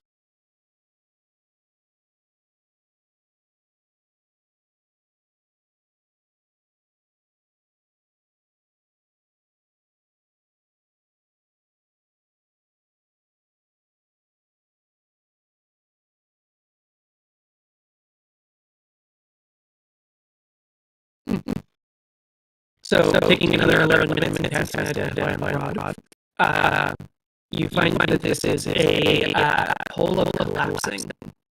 So right now it's currently in its collapse state. It's about 8 inches long, just a wooden dowel. But if you speak the command word, it extends up to 10 feet long, and will restore itself back to its original size when the command word is spoken again. So this is not something that can be used super offensively, but it will, as it stops expanding when it encounters opposition. But once again, creative applications of this thing could be useful. Okay. As I'm sitting there doing this, what is Taz doing? I just walked over silently and then laid down in bed, and I'm just staring off into space.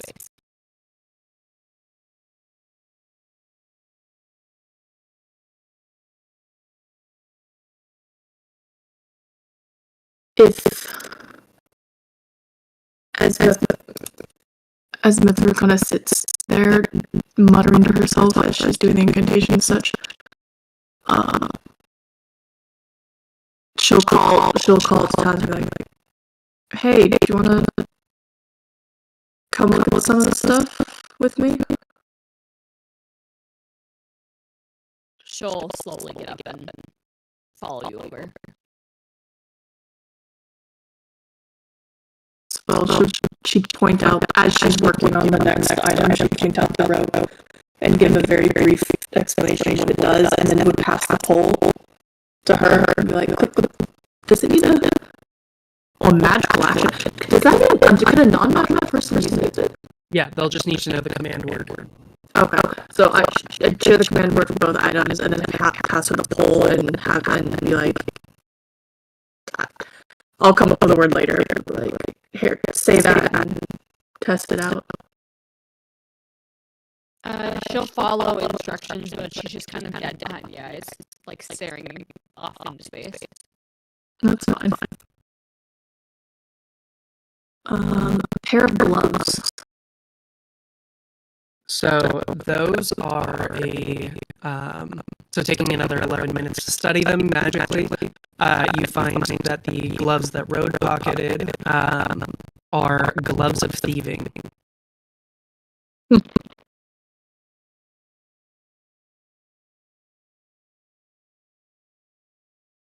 Or gloves of thievery, rather.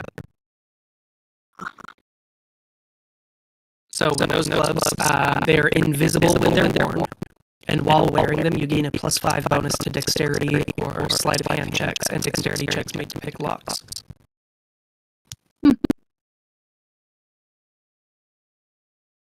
So whoever you want to be your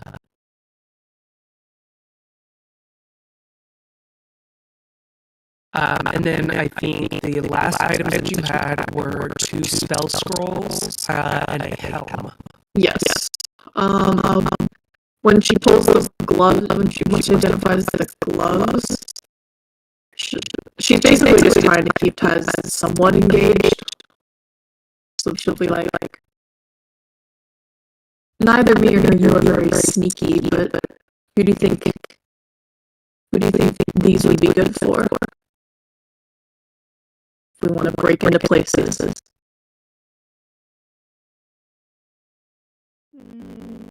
Kayla's pretty spry, right? Yeah. Faster than all of us. Yeah. We'll put those aside for her. And then I'll go move on to the helmet. Was that a loaded? Yeah. Alright, sorry about that. I'm back. So we're currently identifying the magic items that you guys have found over the last couple sessions. Okay. This is the saddest identification session we've ever had. I feel like we need like one of those rainy day tracks, like from like a JRPG or like a visual novel. Are the magical items just that bad, or? No. Like not just die. Like like usually after our party finds cool magical items, we're like, oh dude, let's figure out what these are and let's divvy them out and blah blah blah. We're just into it. Like we're doing that, we're just depressed while we're doing it. Yeah, no, Garo, I'm just imagining the scene in each during the full ring arc when Ichigo finally loses all of his powers. And it's just fucking raining. Yep. I didn't watch the anime for that set. It's good. You need to. I do know about the whole Ichigo is always sad, and maybe it's raining because of Ichigo. Yeah. The second half of the final arc is out, I think. So. Yeah, I started watching 1,000 Year Blood War.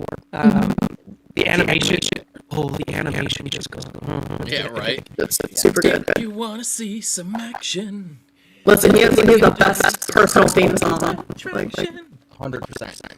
So, Helmet of Black Steel was what we were on next. to recap, Max, so the things that we found so far are a pole of collapsing, a rope of mending, a set of gloves of thievery,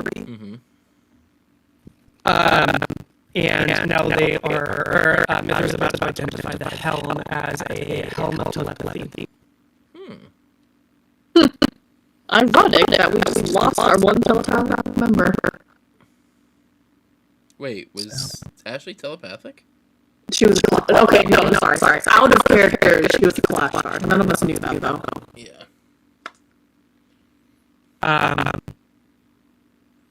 So yeah, a helm of telepathy, which allows you to cast once per day the detect thought spell with a spell DC of 13. And then the other effect that it has. Oh, I'm sorry. So while wearing this helm, you have telepathy within a range of 30 feet, so you can speak telepathically with anybody within 30 feet. And you can cast detect thoughts or suggestion with a save DC of 13 from the helm. Once either spell is cast from the helm, that spell cannot be cast again until the next dawn. It is, however, a garish helm, like black steel. It looks very, very dramatic. Not really a very subtle item, but it's got some pretty cool effects. Then, go ahead. Mithra would hold up the helm to Taz, be like, Sorry. "Do you think Kayla could make this look better?"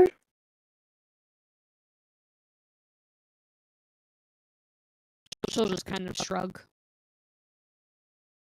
Or I don't know. Do you think it looks cool as it is?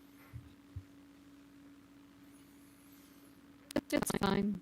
While the information is still fresh in his head, Rode is gonna start like just jotting down like the information that he learned from the guy. Okay. So yeah, that's kind of what I was planning. Is for when you came back, we were going to finish identifying these items, and then you were going to have the chance to share what you learned. Spell scrolls, and then we can Yeah. So the spell scrolls, just to run through it, you have a spell of plant growth and a spell of daylight. Cool. So Good all right. to know. And then Cass had some unique spells that she also had available for use. But she does charge Electrum for them in order to keep her business running. So, you've been sitting here identifying items for the last, just under an hour, Mithra, and like trying to keep Taz and Kayla like engaged and interacting and all of that. Eventually, Rode comes like trudging through the door into the barracks here. Rode, how do you look as you come through? Like, what is your affect? What your physical appearance? He's got a bit of a 1,000-yard stare, or not even that. He's like kind of like he's got that like a face that's like all business. He's got the he's got his old shirt on, and the gold shirt that like Othala got him is like tucked into one of his pockets, like a work rag, and you could see stains on it. At this point, they're probably like a darkened brown. And he's not happy.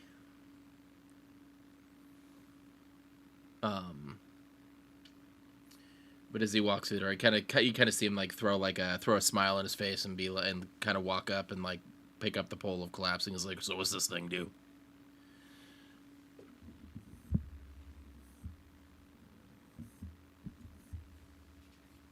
So I'll describe it to you. When you speak the command word, it will extend up until it reaches 10 feet, or until it impacts a solid object.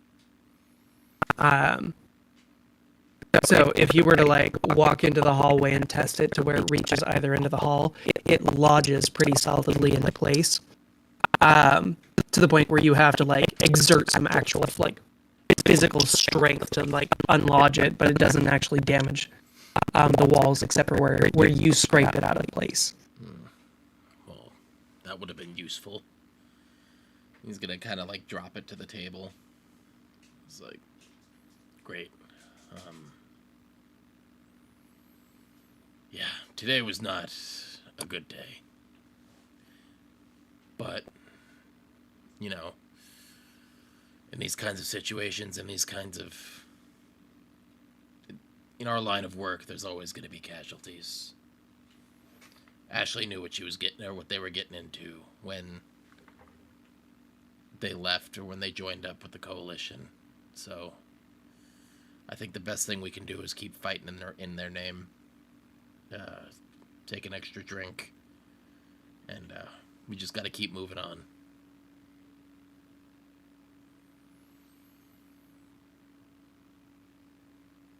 So Real quick though, and he's gonna like pick up a chair and just like huck it against a wall like as hard as he can. That doesn't mean we can't be a little bit angry about it. Oh, I'm sorry, I missed something there. yeah. So as the chair smashes against the wall, Othala like startles up out of bed. She'd been kind of sitting on her bunk, just kind of like head in hands, after having found out what happened after she went down. So, however, Arden is going to react to that when she takes back control over Othala. We'll find out. Okay. You definitely startle her out of her quiescence. What was the doctor's name? Or the professor's name? Regroup. We know his first name, right? Philaris, yeah. Philaris. Alright. Well, this Oak Root guy was definitely looking into what this group was doing. He didn't give up a lot of information willingly, but what I was able to get from him, he has a cousin who is more sympathetic to our cause, and he turned him in to the guards. He turned in his own family. Last time they saw him, he was getting taken to an outpost. Do I know which outpost it was? You didn't recognize it off the cuff, like not from the description. They're all pretty uniform, so it's not like... Yeah. But he's been looking into the Ember Coalition for a while, and he's been in contact with Emily? Yeah. That's the Satrapa of Lands. Yeah. And he's been passing off information, what he's been researching into our group, to her. Luckily, it looks like she's not exactly taking the threat quite seriously yet, but she might know more information than what we know. Luckily, she was kind of snubbing him on the rewards end of that thing. I also might have a lead on where he was getting the spoil stone and the void root. I mean, it's something. It's yeah. I mean, Yeah. And we met Asera, right? That was the girl. Yeah, she was the one doing the duplication. Yeah. We might want to go back and talk to her and see if we can get any information about if she knows anything about what happened to his cousin. The cousin, like I said, is sympathetic to our cause, and if we can rescue him, he might have some more information for us. But it looks like she might have been romantically entangled with the cousin. We're looking for a guy named Kane. the student.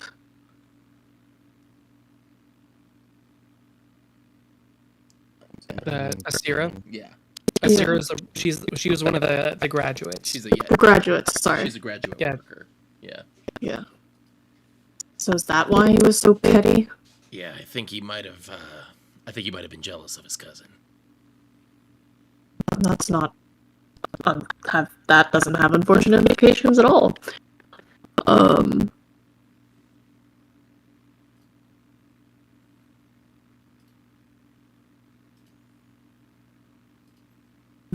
What were the two things? It wasn't sour root. It was Void root. void root. It was And the spoil void Spoil root stone. and spoil stone. is spoil what they were stone. using. The graduates. So yeah, the information that you got from Philaris, yeah, he admits that he had been doing this. He'd been say, gunning for a promotion. Um, By doing his own private investigation into the Ember Coalition. Yeah. And he was trying to get brownie points with The Satrapa. Emily.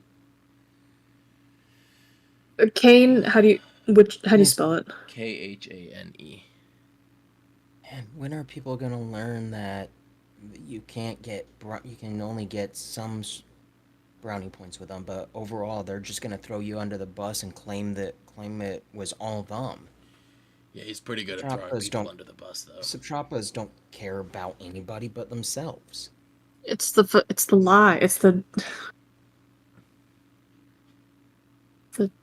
gilded lie they sell that maybe you'll be different. Maybe you'll be the one that they take seriously, and you can exceed Yeah. your your lot in life. so Yeah, I wrote down pretty much all the information that I passed on, Mhm. that I just said, and I'm gonna pass it on to the higher ups here at the Ember Coalition too. okay. Yeah, Darius does find this at least a little bit reassuring that you guys figured out who was doing this, and that he does not have to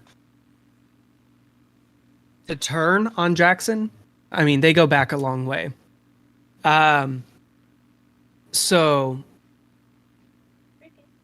for the moment, it seems that you guys have ameliorated the issue with the poisoned foodstuffs. And your next mission will probably be something that is a little bit more self-directed. You can ask to the leaders here for guidance.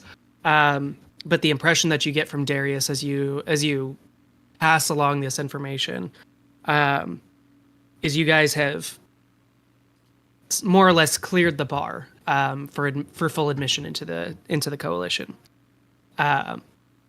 And Darius admits, he says, so most of what we do is not necessarily, there's no handlers in the coalition here. We run missions, we rely on each other for support. And in so much as there is bigger jobs for us to do, Vyri will let you know if she has something specific. But in the meantime, we work to destabilize the satraps, do whatever we can to make things better for the people of Maelhaven. And see if we can't find trustworthy and reliable people to join our cause. Yeah. So, Sarah might be a good something to tap, or a good resource to tap. She seems like she might be she's the transmuter, right? correct. Bring her around. Don't show her the main entrance. Get her here and discreetly if you can. Will do. But we'll talk to her. If she's really capable of doing what it sounds like she's doing professionally, and if we can bring her over to our side, that'll mean a world of fucking difference. Yeah. That we don't have to even rely on outside supplies. Yeah. But in the meantime, if you can track down this Kane guy, I didn't know him well. He'd only been with us for a couple of weeks before he disappeared. I assumed he was dead. But if you can find him, I mean, dude was pretty handy at second story work. Yeah. It's too bad he seems to have trusted the wrong people. Well, hopefully, It's always the case.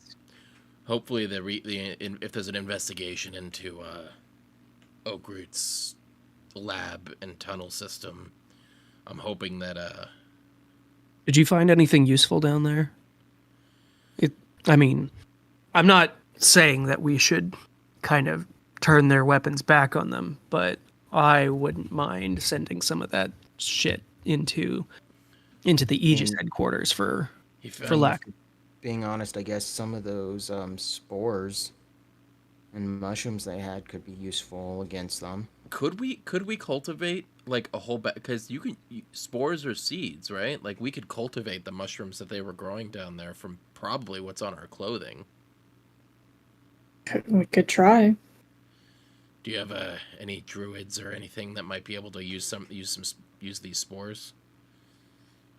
I don't know any personally, but Tannen spends quite a bit of time down on the lower floors where they have the preserves. Tannen was even the one who sent your friend. Yeah. So if you can find him, he's a better source of information when it comes to the natural or the those of a more Yeah. nature-oriented bent. So, but last I heard from him, he was convalescing with druids down on floor 13. Yeah. So he's not going to be super easy to find. Yeah. And Oak Root, we don't have to worry about him as a loose end. My psionic abilities really don't leave the mind in great shape when I take the information. And I made sure to finish the job. So hopefully it'll look like an accident. It'll look like an accident from his collapsing tunnel. As long as it doesn't come back on us. He sounds like he was scum. Yeah. Same kind of shit that's always rolling downhill in this city. Yeah. And the last thing we need is someone motivated to look into this organization. So, but if you want my advice, I imagine given what you guys went through today, Virie's going to be a little hands off for a while, at least until we have a job for you. But if you want some advice, see if you can't recruit people that you really actually trust, not those who are going to fuck us over. See what you can do to disrupt the Aegis. And if there's anything that we can find that'll give us an edge against the satraps, that's my suggestion. Yeah. But otherwise, our home is your home. And I hope you'll find yourselves welcome here. Appreciate it. Before we cut for the night, Lilith, or Kayla, Taz, and Mithra, did you guys have anything you wanted to wrap up?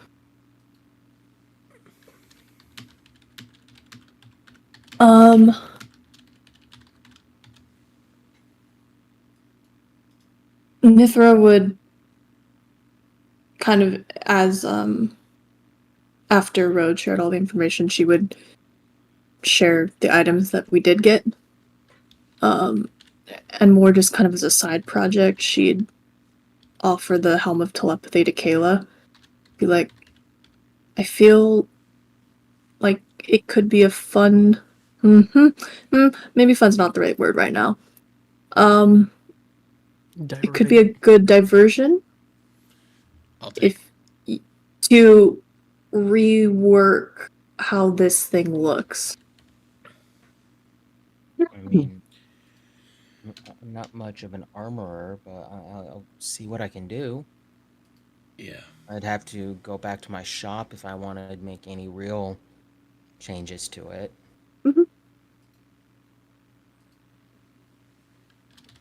Just as something on the side. Do you have any like preferences for how it looks, color, anything?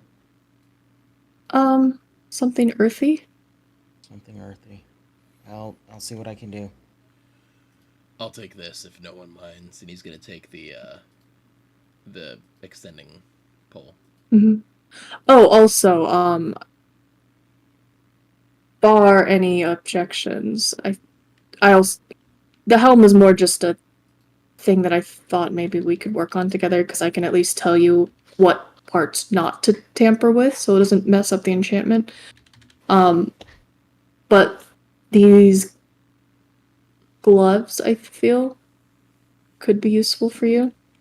I mean, they're nice. They kind of fit my aesthetic, but what do they do?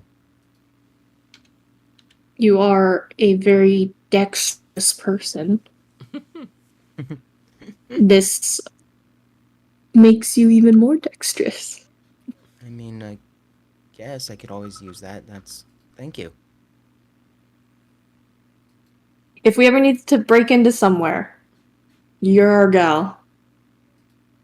I mean, all right. Out of character, that gives me +10 to my sleight of hand. Bullshit. And a helm of telepathy, just to have it on. Yeah. Because I'm going off the art off the website. It's really fucking ugly. Is it really? It's Oh my awful. God, that's It's hideous. horrible looking.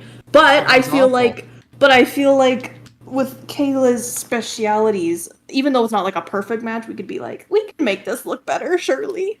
I can With figure the something helm? out. Yeah. Yeah.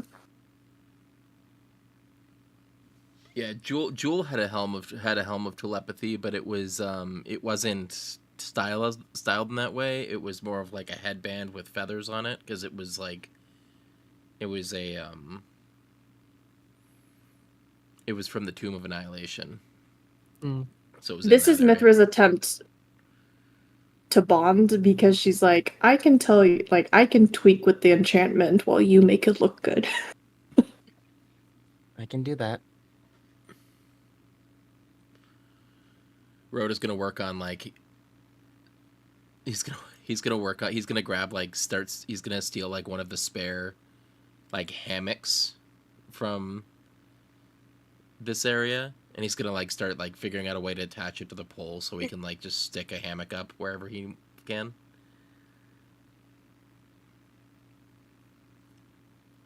Road is smart. And then before she goes to bed, Mithra will work on start transcribing the spells into her spellbook. All right.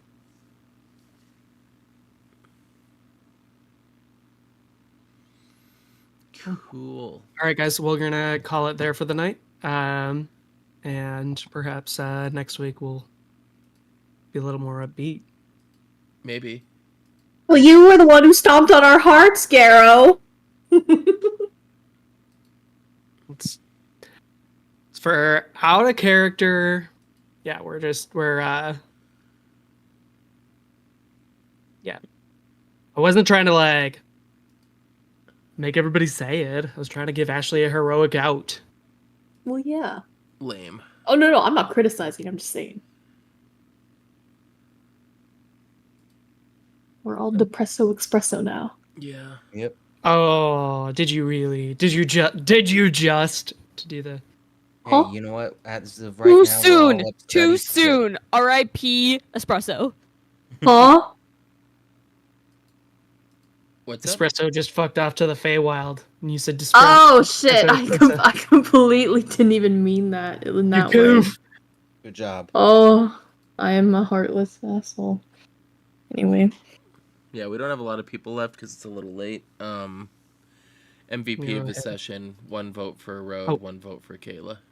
Yeah, there's also 1,800 experience points to divide amongst you Okay. Ooh, for the wow. combat. Someone do math. Me no do math. 1,800 divided by what? There's 4 of us here. Yes. Are we giving Othala? 450 apiece. No, Athala is not getting experience for this one. She wasn't. All right, so that's 450 apiece. Okay. Plus Plus we 100 all for get- showing. Mm-hmm. Okay, let me see here.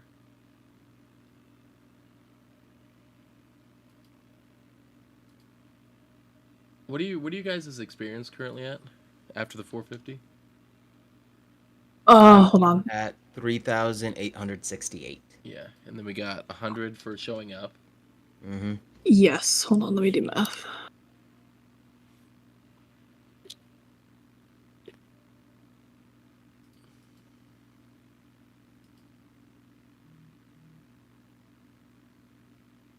Hell, apparently my sister was also in the Walmart pizza aisle.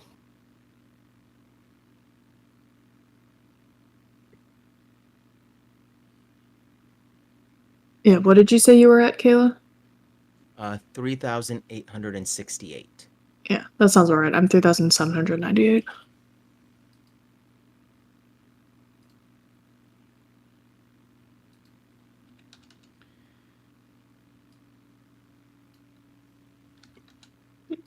Yeah, 3,796. So we should be all around between 3,037 and 3,800. Yeah. Yeah, with slight variations. Did a Were there any Yeah. additional feat experience things to go around? Garrow didn't mention any. Yeah. Okay. Well, I would say Ashley, but That's funny. I'm just saying, Jesus may have walked on water, but Rhodes swam through his enemies. kind of already forgot about that. That's bullshit. Fucking taking my glory, Ashley. Bullshit. All right, yeah. Thanks for hanging out with us, those of you who are still in stream. Yeah. It was fun. Love having you. Yep. Thank you for being here, guys. We will see you guys. I will see you on Tuesday, and then we will do another D&D stream on next Sunday, right? I don't think there's a plan. Wait, yes, next Sunday. This Sunday after that, Thanksgiving on the- Sunday. yeah, Thanksgiving Sunday, I'll be out of town. Alrighty, sounds good. See you guys next time. Later. Bye-bye. Bye.